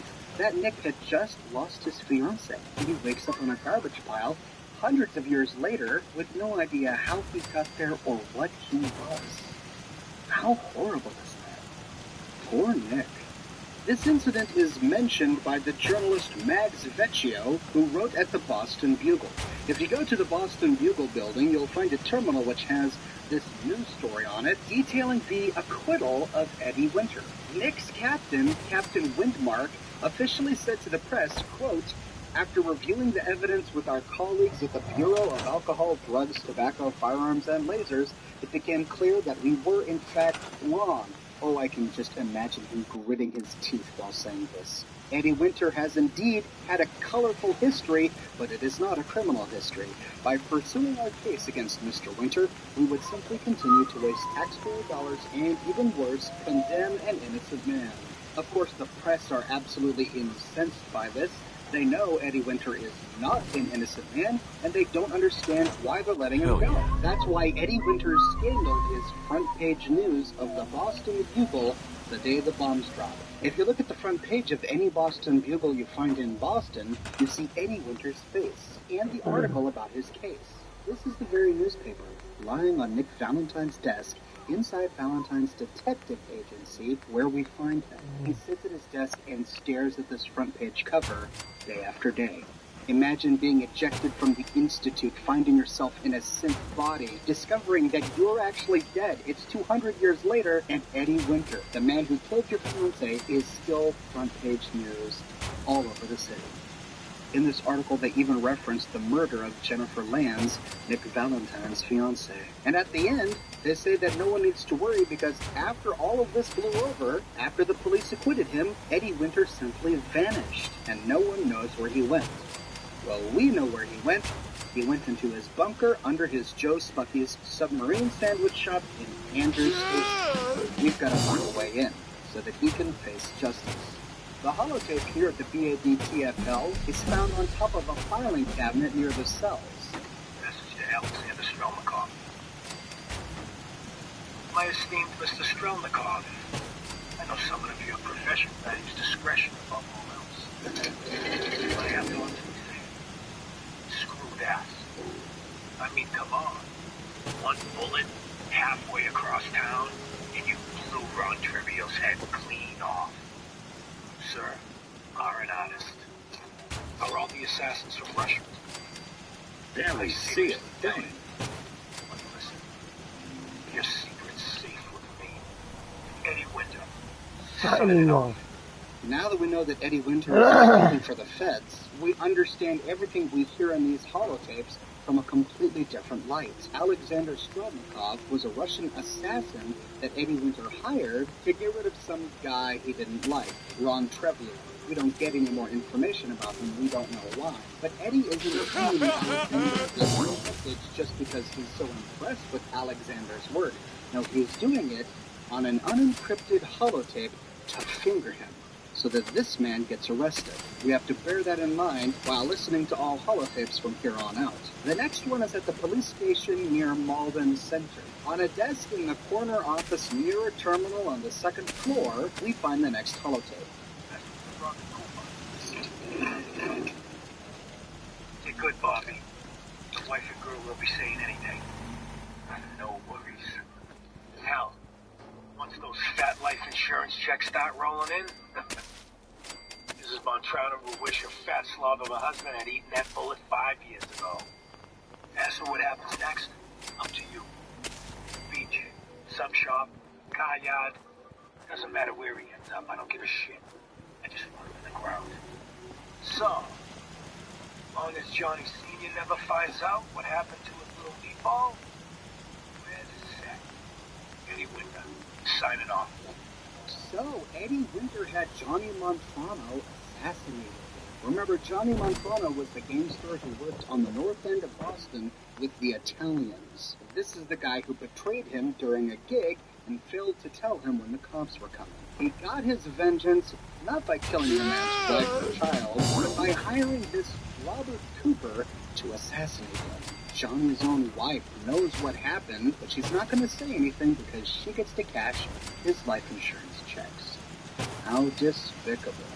To find the next one, we go to the Coast Guard Pier. This pier is home to dozens of super mutants, and it can be quite a fight to clear them all, but we find the holotape on the second floor on top of an expert locked safe. Message to Claire Brzezinski. Time to start thinking about vacation. How does 6 Weeks Island sound to you? Dublin, Galway Bay, Waterford.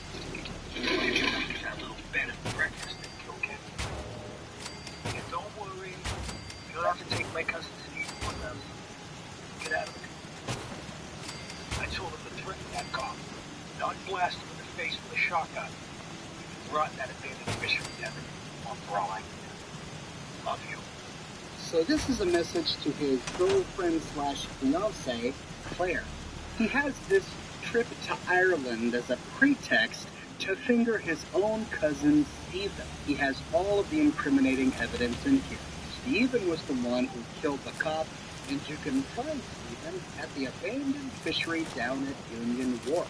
We find the next one at the Quincy police station. This is a very tricky one to get, especially if you haven't cleared Quincy yet. An Assaultron likes to hang out in this police station, but to find the holotape, we actually go through the door in this police station to the Quincy police lockup. It's here in one of the lockers that we find the next one. We're freaking done. Bobby, Scott this. Hooking up with your stepsister is your own friggin' business. When you talking to look, maybe you'd babble about baseball, or say shows. Or, it could be a chat about those 3 bodies Colin O'Malley dumped in the sand trap of Arlington Greens. You want to take that chance? I know I don't. Sorry, Robert. The girl's gotta go. Eddie Winter, signing off.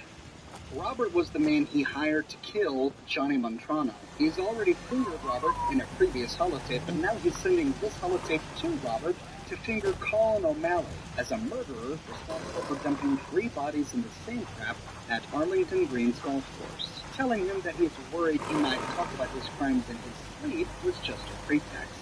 Next, we go to the South Boston Police Department. We find the next holotape on the second floor on top of a desk. Doesn't matter where they come at us. Buster Conley. Nice piece you did on the monorail construction project. This highway, Devil's Doing. Cute. But I think you give organized crime too much credit. Various Boston families coming together to fund a public works project. Clearly you never sat down to dinner with these guys. You can barely agree on an appetizer. And ain't nobody jumping to pick up the check. The bosses have their hands in the honey pot, sure. But nowhere near the level you were suggesting. You did get one thing right, though. Safety Inspector Alan Zelinsky was killed. They'll never find her. Because there's nothing left. You ain't been up to see Greg. After he bashed her brains in, the whole place is giant wrenches, ready to crack his Venucci to solve her body with a barrel of hydrochloric acid. So write your follow-up. Then feel free to tell the cops the murder weapon is hanging on the wall of his garage. On 4 Charter Street. Eddie Winter, signing off. This one is pretty blatant, actually. So Buster Conley is a writer for the Boston Bugle. We don't find the monorail article that Eddie is referring to in this document, but we do see other things that he's written in the Boston Bugle building. In particular, he covered the massacre where U.S. soldiers fired upon starving Boston residents during the famine of the Great War. Yes. He also writes about baseball. But apparently Buster Conley also covered Eddie Winter and wrote a piece talking about how the crime families of Boston were profiting on a government-funded monorail project. And here Eddie is saying that yes, that's true, but not quite to the extent that you implied in your article, because the crime families of Boston are not that organized. But he used the opportunity to finger Vinny the Cracker Vanucci by not only listing the victim of the person he killed, but describing the way that he got rid of the body, and mentioning where he lives at Vanucci's garage, the exact address of it on 4th Street, and where he can find the murder weapon. So that one was a bit blatant. The next one is really close to Diamond City in the police precinct 8. We find this one in a cell, sitting on a stool next to some pens. That's Rodrigo Palomar. Okay, my friend. I thought about it, and I've reached a decision on my family's job. Your cut is exactly $0. Zilch. You heard me right. You get nothing. Yes, you cracked the safe, and yes, we got the diamond. But you also tripped the alarm. Maggie got pinched, and that's entirely your fault. Now, when he gets out, Maggie's gonna run your head on a platter. I'm gonna give him your shit instead. I see you getting off easy. Eddie Winter. So this was a gig that Eddie Winter did. This was one of the men he hired to get the job done. He successfully robbed a safe from the Fallon's department store, but not before this buffoon, Rodrigo Palomar, tripped an alarm which caused one of the other guys, Maggie, to get caught. You can see the scene of this crime in my video in the Fallon's department store. But for the next holotape, we need to go all the way to the Natick police station in Natick to the ocean. But you can find the holotape in the partially sunken portion of the building on the first floor inside the closed locker. I say to Claire Bazinski. Dinner tonight. Me, you, and Arthur Black. Reservations of 7 at the Cornerstone Grill. Don't worry, I'll make sure Arthur's on his best behavior.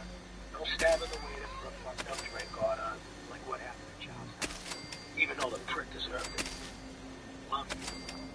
Jeez, Eddie sure does hang around some winners. So this is another message to his girlfriend Claire. He's going out to dinner with her, but also a guy named Arthur Black. Seems odd that he'd go out on an intimate dinner with his girlfriend and then bring along one of the crime games. The point of this, of course, is that he wants to finger Arthur Black as the man who murdered a waiter.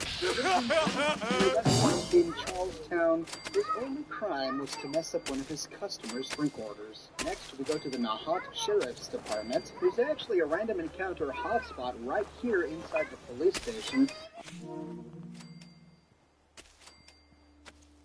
The second floor on top of a filing cabinet next to a 10mm pistol and a stash of caps.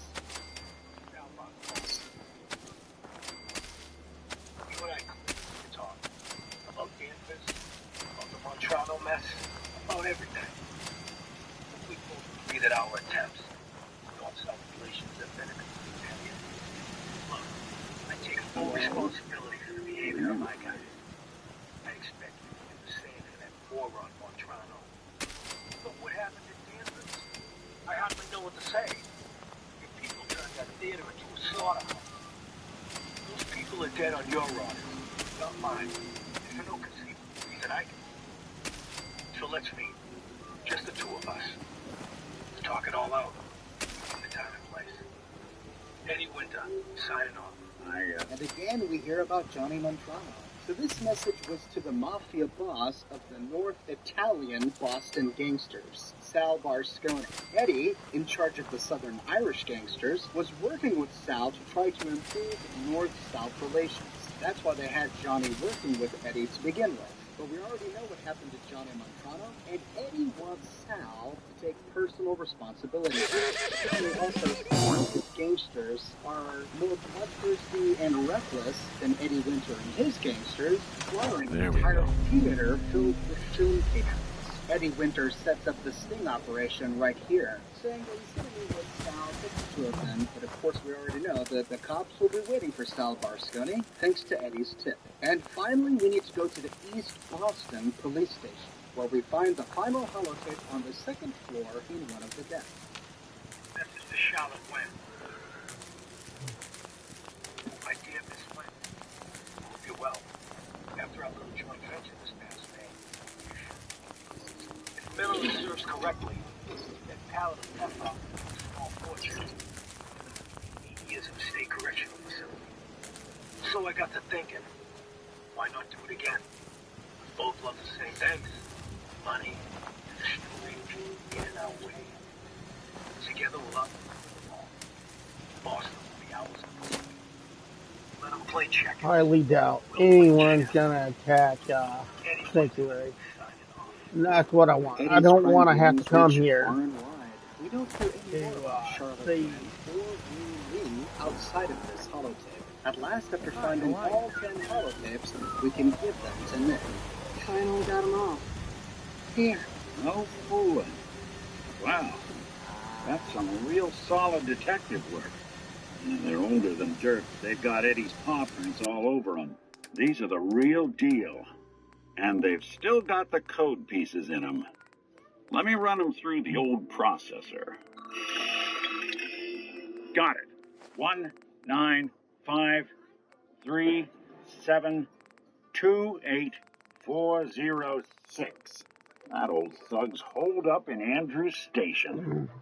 Now, let's go bring down Eddie Winter. Nick leaves your party and runs for Andrews Station. I was at Quincy when he left. I didn't want to run the whole way, so I fast-traveled to Andrews Station and started serving at Raiders. After a while, Nick showed up, and together you enter Andrews Station. Now, Nick wants to take point. He's all jazzed up, ready to kill Eddie Winter. He just charges right into enemies. Good luck trying to get through this with stealth. He runs over landmines and trips all manner of traps. After clearing the tube tunnels, we can go through a broken wall to climb some steps through some ancient part of Boston towards Eddie Winter's bunker. We pass by what looks to be a ring for fights. I don't know if this is part of cut content or not, but it looks like the Raiders here staged bets on all manner of fights. At last, Nick brings us to the door of Eddie Winter's bunker. That filthy toad right on the other side of that door. Why don't you do the honors? Sure. 195-3728-406.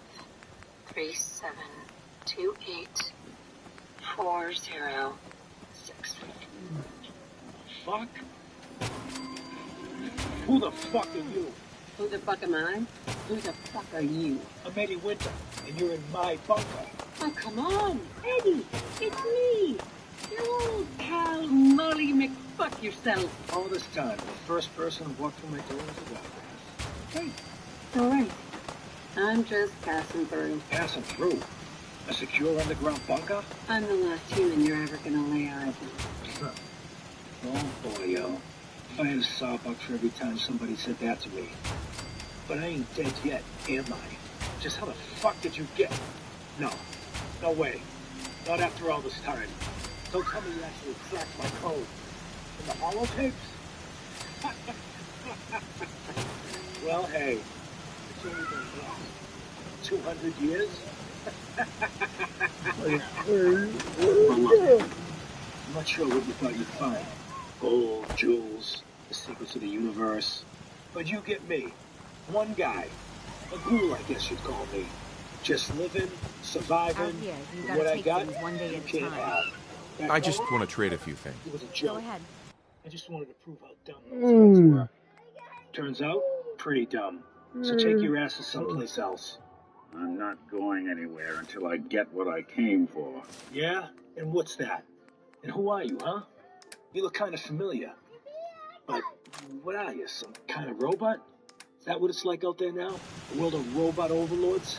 I knew it. The name's Valentine. Nick Valentine. Remember me? Valentine? The cop? Is that who you're supposed to be? Sorry, pal, but you ain't Nick Valentine. You're just some kind of, machine. You killed my fiancée, Jennifer Lamb. Some crimes even you can't get away with. Your fiancée? You mean Valentine's fiancée? Pretty girl. Shame what happened. But hey, you? Perfect. The real Valentine? He should have backed off when he had the chance. But what gives, Robot Man? Why do you even care? Some girl gets whacked 200 years ago, and you come into my home, acting like a hot guy? Christ, look at you. You're not even alive. Then I guess I'm in good company. You ain't taking me down. Shit, no. Wow, Nick, man, hits the guy with his gun, fires twice, and Eddie is down for the count. He did that so fast I didn't even have time to raise my gun. Done here. There's one more thing I've got to do. Wouldn't mind the company if you wanted to tag along. Nick heads out, but before we follow him, let's explore Eddie's bunker. We can loot Eddie's unique weapon, Eddie's piece, a 44 Magnum revolver that does 50% more limb damage. The terminal in this room just unlocks a nearby safe, which is filled with all sorts of great loot, but it doesn't have any lore on it. However, on the dresser near Eddie's bed, we find a holotape to Claire. Claire, it's me, Eddie. It's been too long, I know. I'm okay. We're okay. It's weird, we disappeared just when we died down. There's a reason. What we talked about, it's happening. Bombs, missiles, I don't know what, but the end is coming. I can't even tell you how much I mean.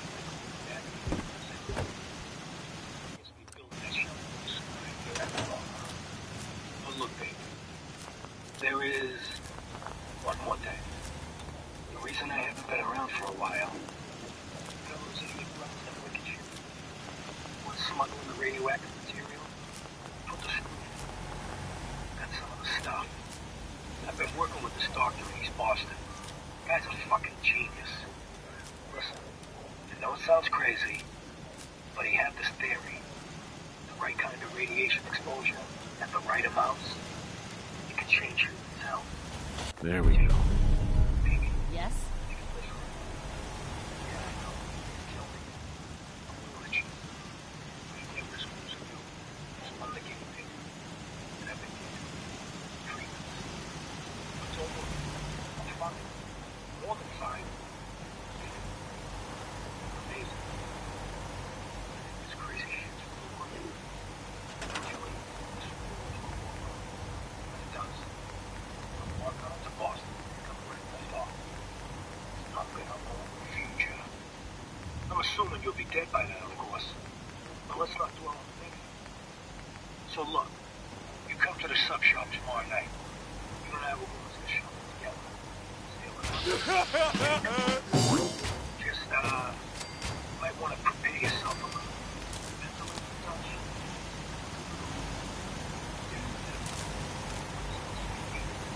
Right?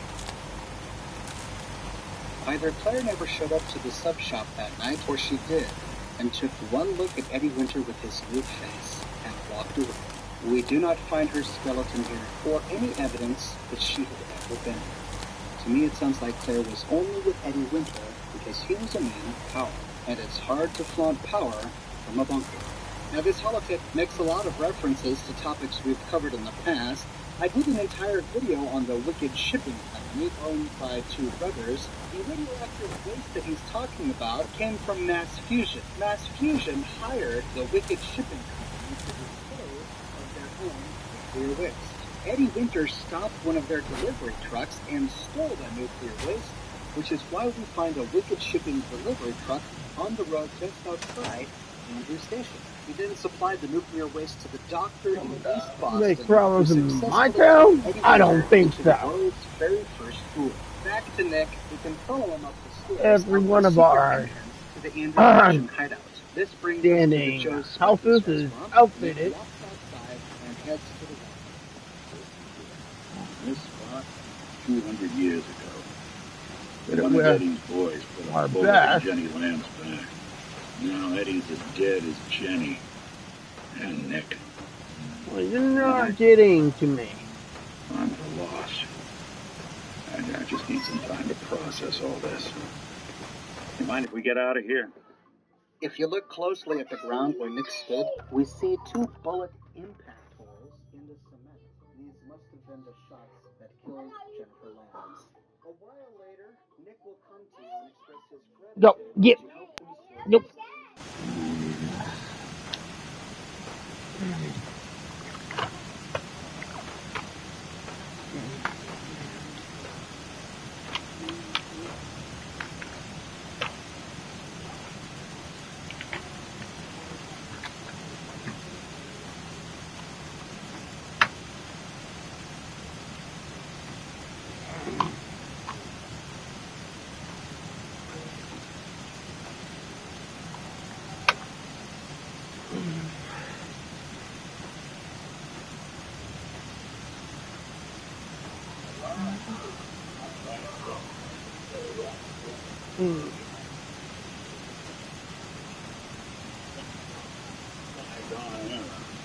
I'm not sure how to feel. What were you expecting? Just thought this would fix it. Not that easy. Does it really matter? Winter, Okay. Jenny, Valentine, they're gone. We're here. We can do what we want. Right. Just now I realize. You're going to good. You're going to tell me how to live. I wish it was that easy. But it's not. This is selfishness. You want to kill a man just so you can find some closure? No. No. Killing Winter was never going to bring me closure. Because I was Nick Valentine. I had his memories, his fears, all that poor bastard's hope. I remember getting the call to head to some lab in Cambridge to get that neurotrans whatever. And the next thing I know, I'm in a trash heap. My family, my home, my entire life gone.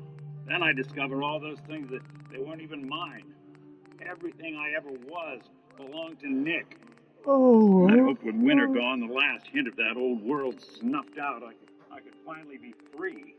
But being out here with you, what I finally realized after all this time was that taking down Winter, it wasn't about Nick or Jenny or even you or me. It was about justice, about doing what's right. And that act of goodness, that's ours. All the good we've done, that's ours, and ours alone.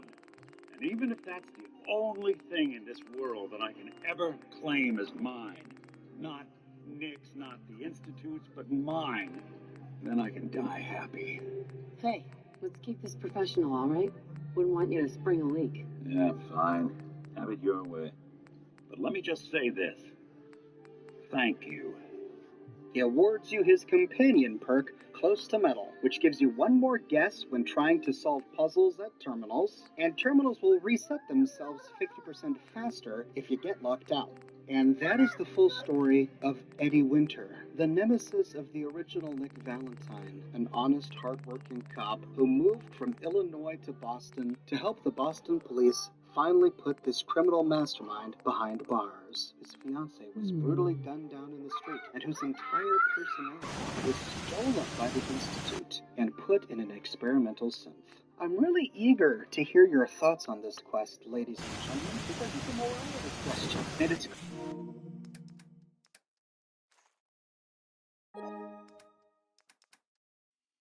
justice. In the pre-war world, where there was a system of justice, the system failed. Eddie Winter was never brought to justice. But in this post-war new world where there is no institutionalized system of justice, the only justice that exists is vigilante justice. Is vigilante justice justified?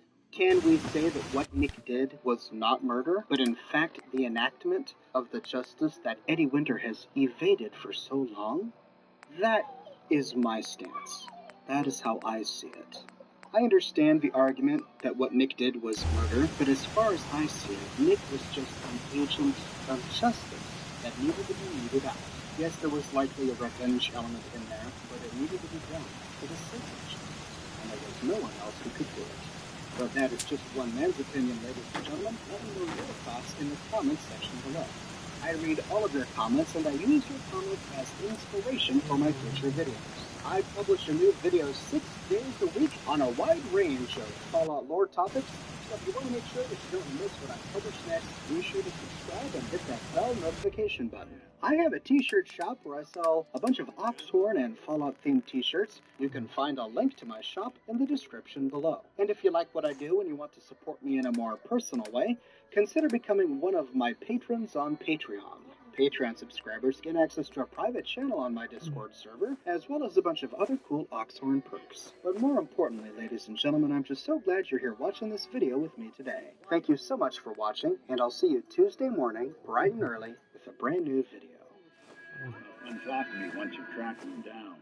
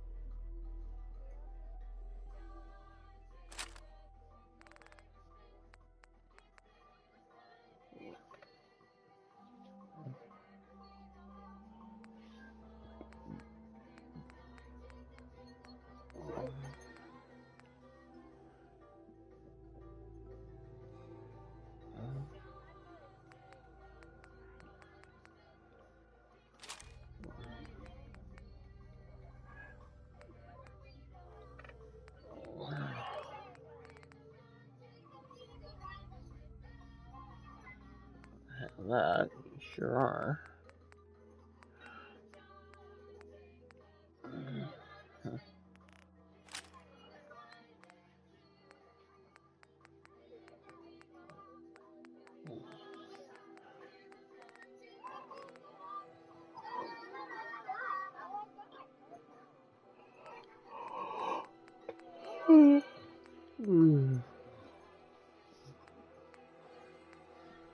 Yeah.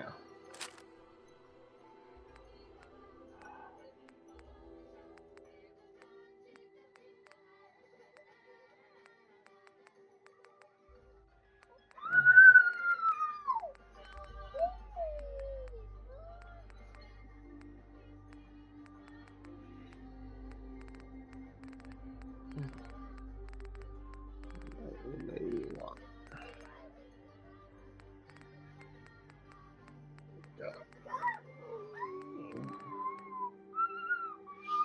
What missiles?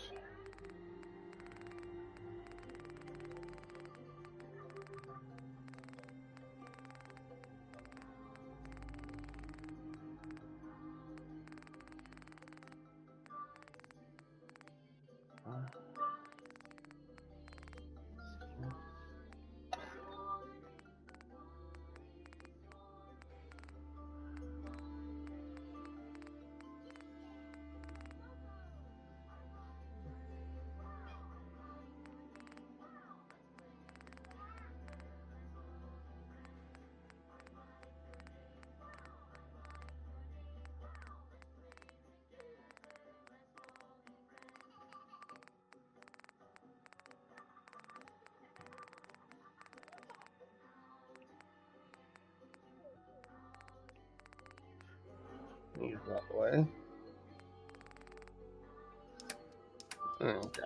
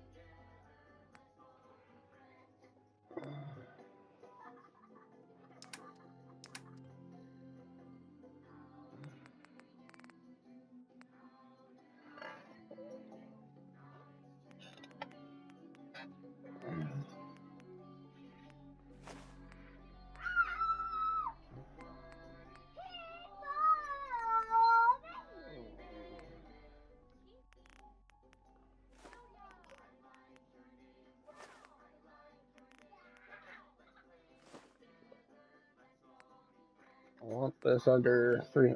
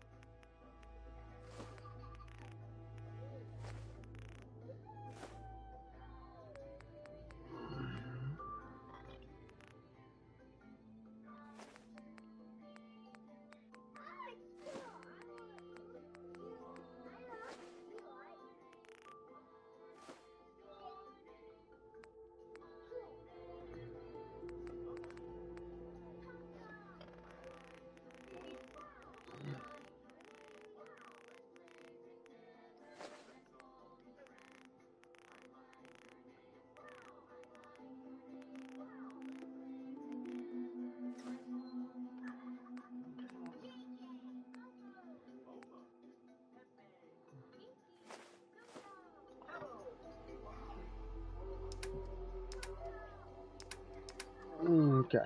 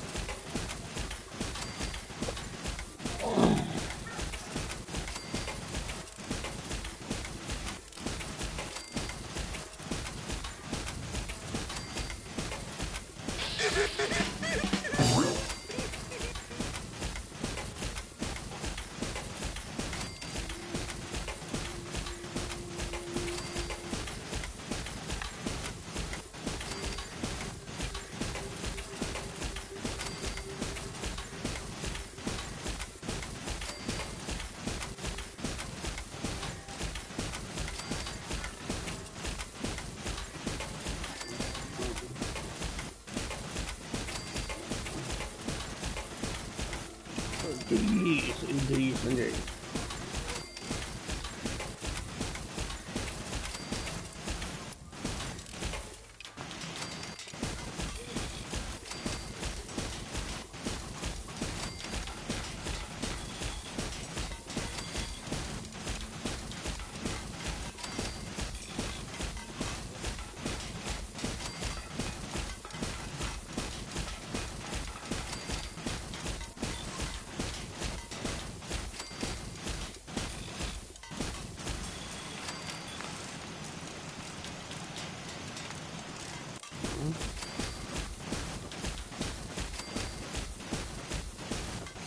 Yeah.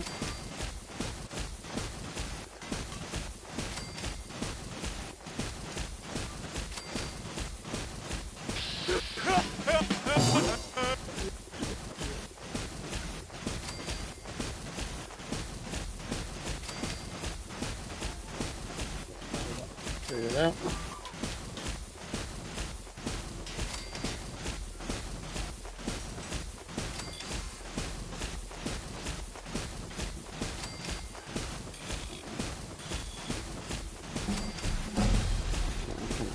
Fuel tank.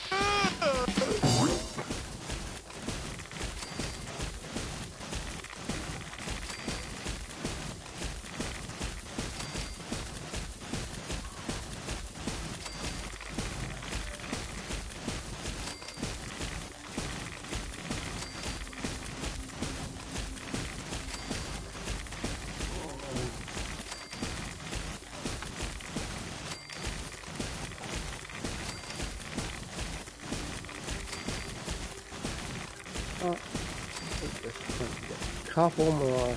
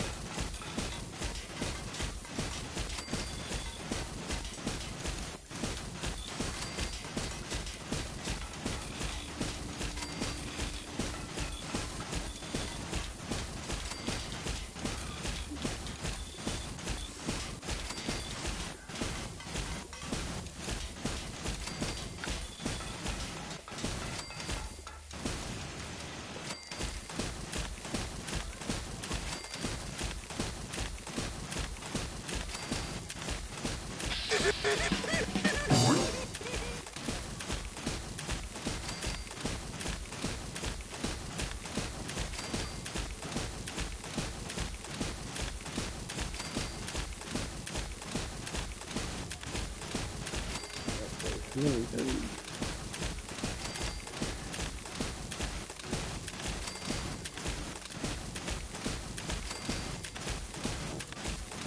Not fucking to buy it. System gone.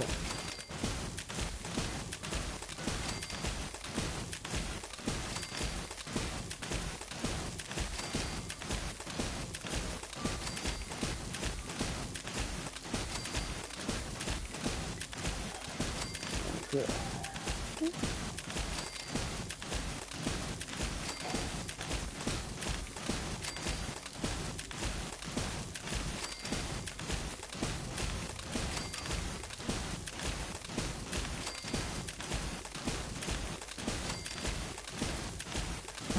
We could still get oh, right. I'm stopping there. You need to still grab it.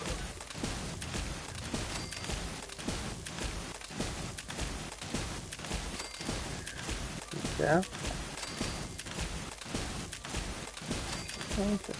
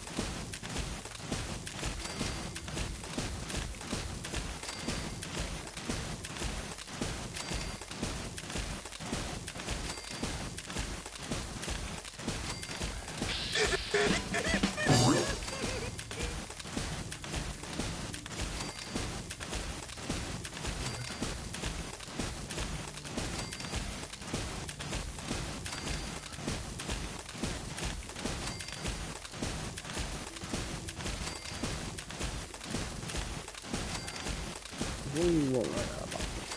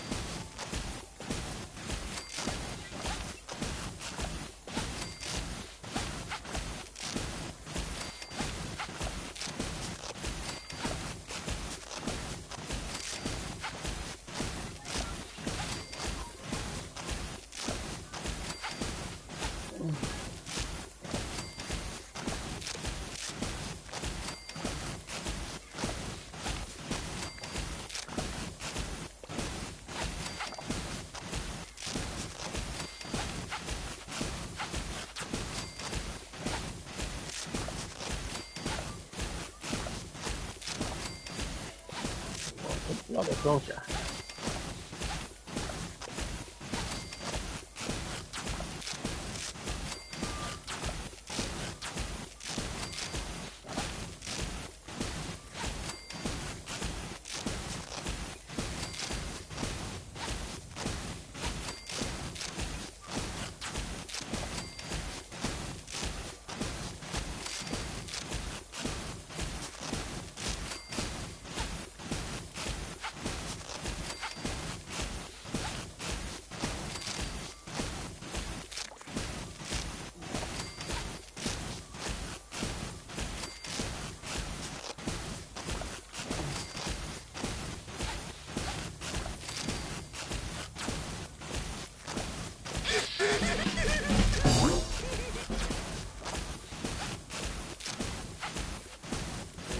Okay,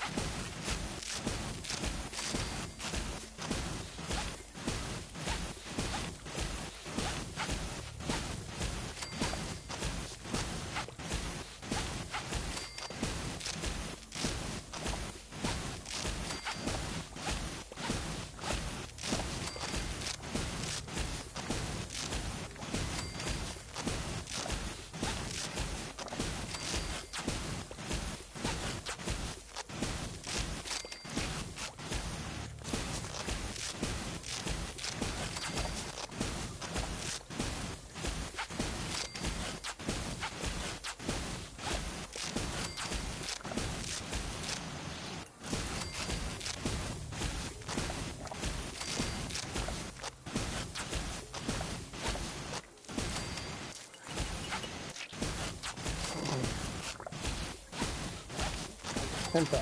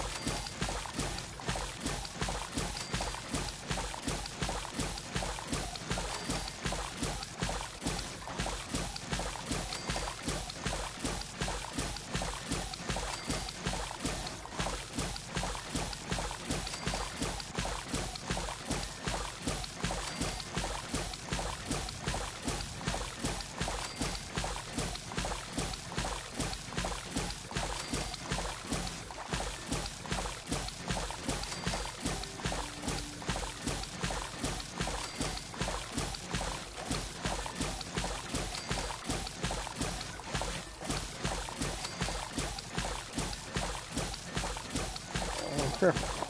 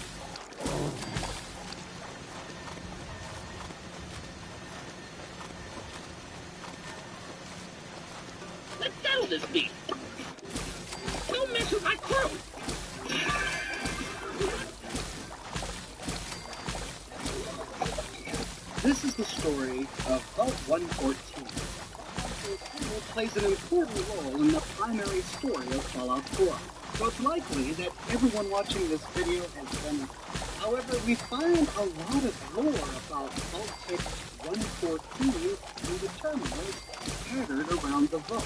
We often run by these terminals when trying to rescue Nick Valentine, so I thought it would be fun to revisit this vault to figure out exactly what Vault was trying to do with Vault 114.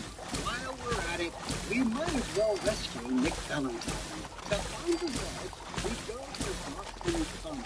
This is where we find Swan Pod. The entrance to Vault 114 is found within the Fourth Street Metro Station. After entering the station, as we go down the escalator, we overhear some evident bugs talking. I'm telling you, don't even get him alone.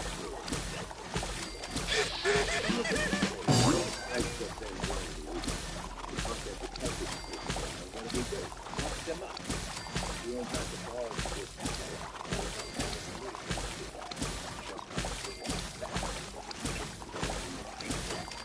The man is Skinny Malone. Skinny Malone is a Triggerman outlaw who has a long history with our favorite detective, Nick Valentine. The new girl these Triggermen refer to is Brian. Skinny Malone is Skinny. The reason Nick is out here to begin with is because he was hired as Garland's police to find the missing girl. Everyone assumed that she had been kidnapped by Skinny Malone and his Triggerman unions. Now, Skinny Malone has taken up in the ruins of Vault 114. We typically see Triggermen in good neighborhoods, so we're not exactly sure just yet why we're here in Vault 114. But I believe we find the answer later on. I'm playing my real assassin character, so I'm going to try and do this as stealthily as possible. We'll see how sneaky I can do. The first clue we get that tells the story of Vault 114 is found in the terminal we find behind the ticket counter in the metro. On this terminal are three notes. The first is the purchase ticket terminal, which says that this function is terminal vending function has been shut down. I wonder why. We find out why in the next entry. Tickets from this tunnel on February 11th, 2077, because the station is closed. They don't give a reason, they don't say why the station is closed, but they do the same for all that you have any questions. This is a public metro station. It's right in the middle of the Boston Tunnel, probably one of the most heavily trafficked tunnels. Also, they closed down the Water Tunnel.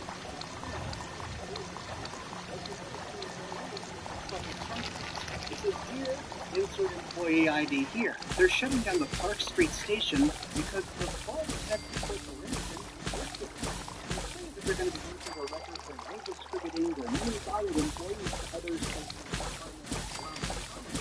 However, at the very end, it says you have been relocated to employee terminated. I believe that we're supposed to open this to all of the Park Street station employees lost their jobs. They weren't relocated. Terminated. So, Vault Tech purchased a public metro station. For what purpose? Well, obviously, likely they were going to build a vault here. Well, vault, why did they have to build one right under downtown Boston? Why did they need to do so? Moving one more metro station making congestion even worse. After looting the safe from other containers by the turn of tunnels, we can go down the escalator, disarm a bathroom stair, to find the train station platforms. Here we have the combination of bats and blitz to take out the 9 minutes. But my efforts to sneak on by to take out a few more were thwarted. I got one hiding behind a box, managed to get one more before they all started to open fire. Then I had to abandon skunks and relied upon chems to get through. Practice, ladies and gents. I just need practice. I'll be better trust me. Facing west, we can unlock a novice lock door. Here we find a tripwire on the ground that we can go down the tracks to find them patrolling the platform. The tracks then go downhill, and one of them stops. It's caught up with a bunch of rubble. In this rubble, we find a skeleton in a wheelchair holding a nickel code. At last, we see the construction and the door to Vault 114. Thankfully, there were plenty of dark places to big earth-moving machine and kept to the shadows until I was able to target two of these guys being bats. The big guy saw me, but they were going to go. Interestingly, there's a hole in the wall here. Inspecting it, we find caskets filled with human bones dangling from the ceiling. Ugh, this is horrible. It says a lot about Vault-Tec. You know, I'm sure the government, when making these tunnels, had to go through all sorts of permits to make sure that they weren't going to be digging through old graveyards made by the founders of back in the city was first formed. But it looks like Vault-Tec just didn't care. They must not have had to go through this thing. Here they are digging this vault right next to the tracks, and they managed to dig right into a graveyard. They stopped digging, but they just left some caskets. The flames spilling out.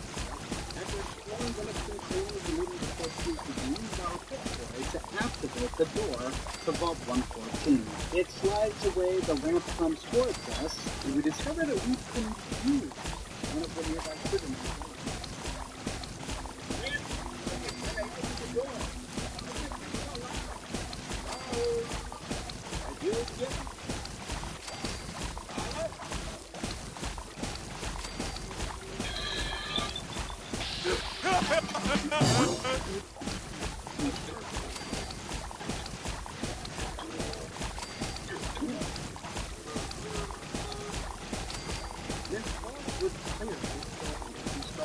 There are a whole lot of Vault-Tec boxes and containers full of things here at the entrance, as if they had just been delivered. Heading through the first fitting door, we find a terminal, which should give a little bit more information. There are two entries. The first says, "Welcome employees." After constructing the vault for many months, Vault-Tec invited the technical and scientific staff to go ahead and move into the vault. The place is still under construction, though. They're not ready to invite the residents. And it would seem particularly designed. Instead of building it themselves, they contracted a construction company outside of Vault-Tec to build this thing. And here we finally learn why they decided to build the vault in the former Parkway station. They say it's going to decrease building costs.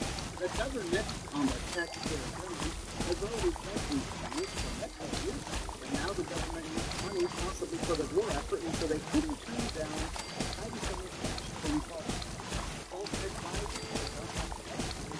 And their vault themselves, and then they compact the construction to a completely new company. Does this show that just before the bombs dropped, that Vault-Tec was here?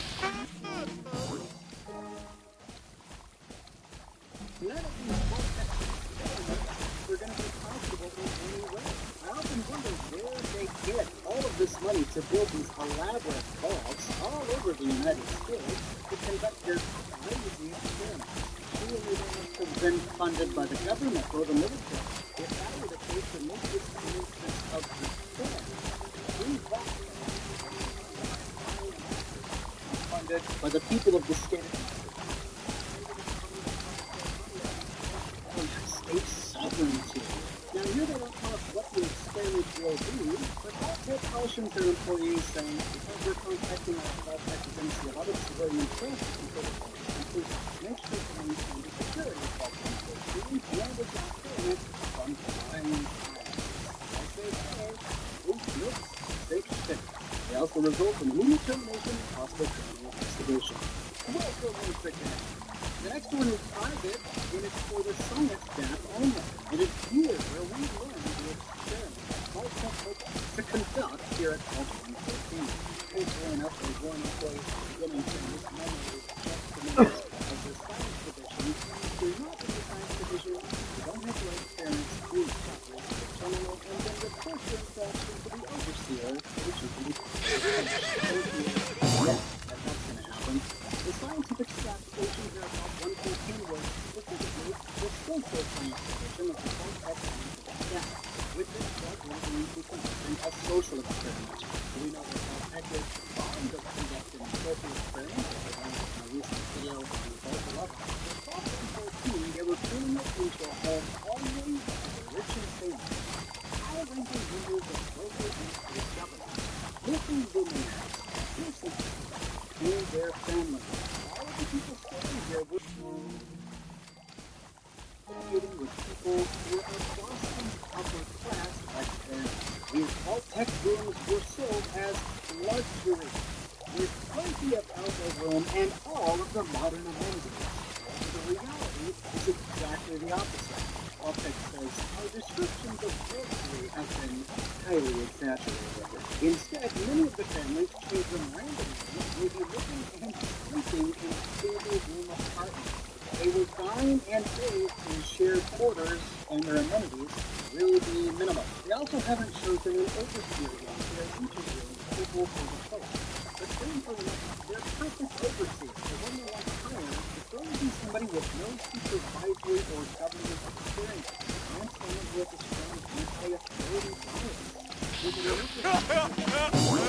experience, will be naturally rebel against authority. Maybe they're purposely hiring an overseer who would be biased against all of these rich residents from the get-go. For these rich and powerful people to have all of their authority and all of the luxury they're accustomed to stripped from them and find themselves beholden to a hostile overseer. While taking first by saying, by taking away the luxury and authority, we hope to study their reactions during stressful situations. And at the very end, we learned that they expect this inexperienced overseer to make really horrible decisions. They abide the social science step by saying, do not undermine an overseer's authority at all during this stand, even and especially if it may cause physical discomfort, embarrassment, or even harm to the residents. At first, this kind of sounds like Vault 118 from Far Harbor. If you're interested in that story, I did a video on it already that you can watch here. That vault is a little bit different. In that vault, Vault-Tech is going to be given a home to Hollywood actors and very wealthy rich people, and also the rest of society. The rich people will be living in luxury, the poor people will be living in squalor, in cramped places, and they will be living side by side in the same vault. They wanted to see what would happen in two completely different societies at the same time. The difference is that in Vault 114 they only had one social group, really rich people, but at chance they were going to turn some of those really rich people into the rest of society by stripping away their space and the luxury that they were accustomed to. Some of the rich and powerful people in this vault would maintain their status, while some of them would be split at the and they were going to die in the next of them. So it's a similar deployment that we expect. 118 is practical. With 114, the capitalist will force it to become the workers. I have to admit that these are really interesting experiments. I would like to find what happens after these experiments, especially when either of them took place. 118 is generally the case of money, and 114, as we see, never happened on top of it.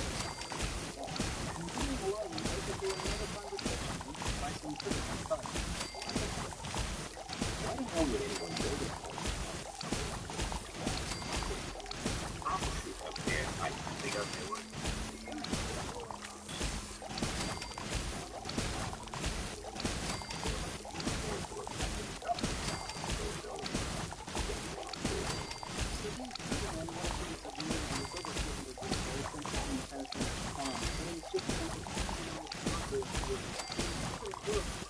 They could continue the conversation. But I think we already learned that the real reason Vault-Tech is here is Netflix to save money. After being airtight, great thing to say, I'm not sure why building a Vault would make it any less airtight. I mean, you could build it above ground as long as all of the vault pieces have been continue forward to find a catwalk through another construction room leading down to the vault.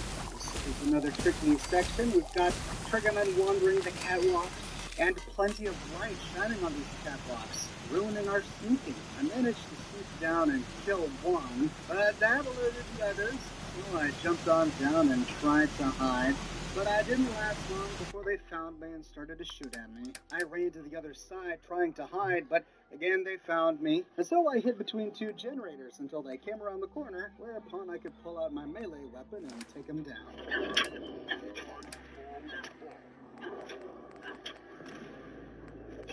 Did that guy just pull out a missile launcher? Holy cow, my head is crippled. What is the Trigger Man doing with a missile launcher? Oh, what a quagmire. So much for stealth. Gosh, I am horrible at this. Looks like this guy had a legendary weapon, a mighty missile launcher, of course. Because that's realistic, a Trigger Man with a missile launcher in an underground vault.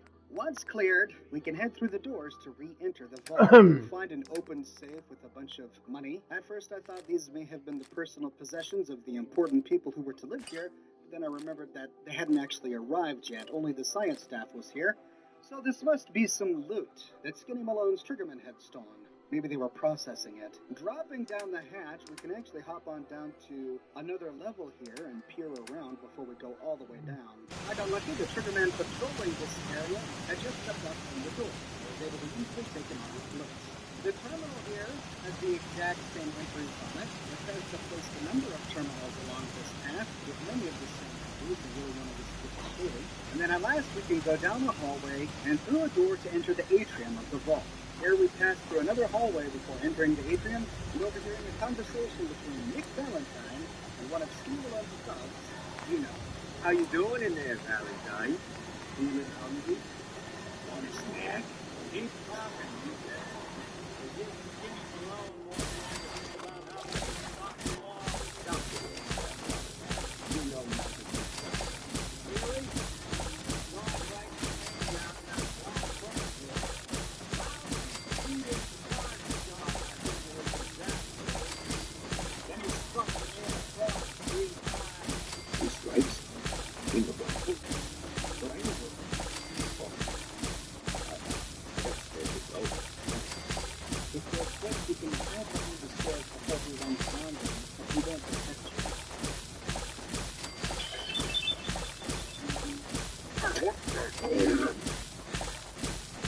Otherwise, he's fairly tricky. He has a lot of HP. On his corpse, we find the oversealed password. But Nick can handle it. He's not wrong. You can take the opportunity to explore this level of the issue. Against the western walls and locked doors, inside we don't find any terminals, so we can find a lot of scrap and things, and that's about it. We do see a lower section to the system, but no stairwell that branches down. We'll explore it later with Nick Valentine. So, now back to the task at hand. We can go up the stairs and through the door to talk with Nicky. Hey, you! I know who you are. We got 3 minutes before they realize what was the brain thing coming down. Get this door open. Alright, what we'll do is we can use the terminal here to input the password we found on Dino's corpse. Strangely enough, there's an option here. It's this number. If you take a number, it goes up to 998. I guess there was a long wait to talk with the overseer, but I was under the impression that the residents never got to the vault, so I'm not sure why the numbers would be all the way up to 998. You take another number that's to 999. When you try to get to 1000, it says the queue to see the overseer is full for the year. Have a nice day. Anyway, we can activate the door to walk in and talk with Nick Valentine. I love the irony of the reverse and distress. Question is, why did our heroine risk life and limb for no one's private eye? What? Hungry? Told you, I'm a detective.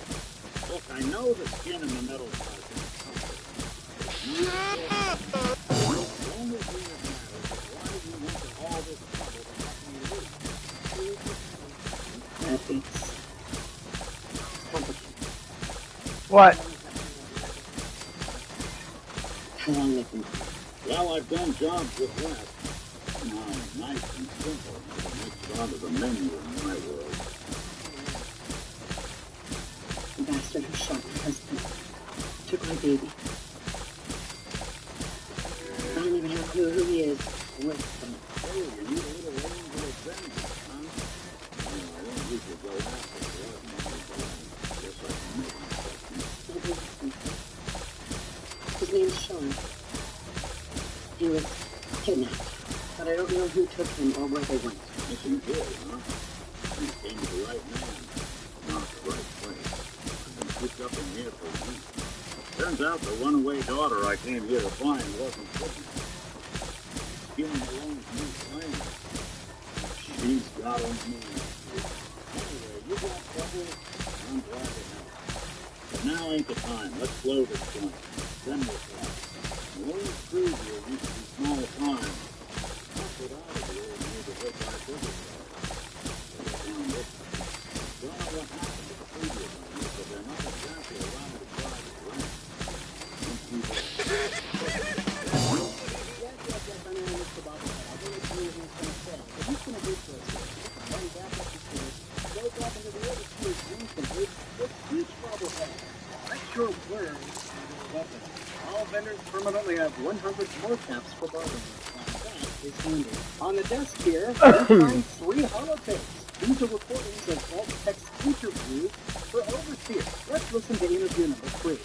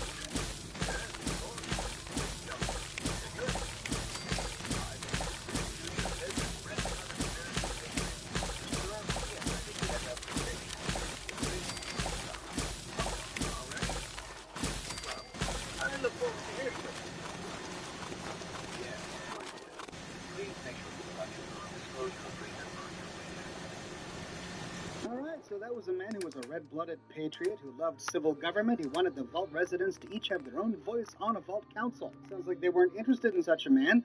Let's listen to the next holotape, interview number 21. This is Vault Tech interview number 21 for the position of Overseer for Vault 114. Interview subject, Kimberly Meeks. Hello. How do you do? And may I just say what an honor it is to even be considered for the position of overseer. Ever since I was a little girl in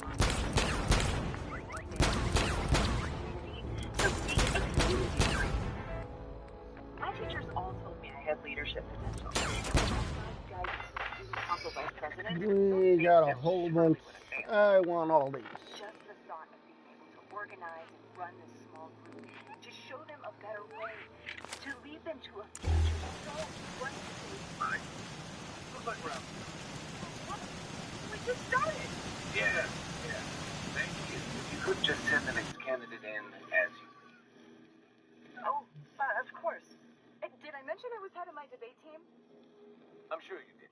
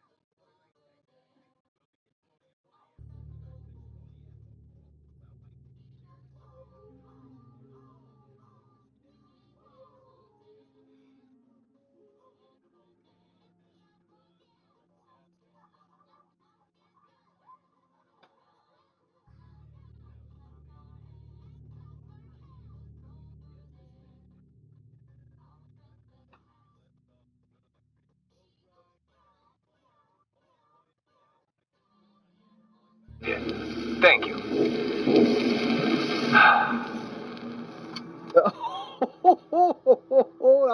That was a painful one. Oh, she sounded like one of those typical overachievers with Disconnected.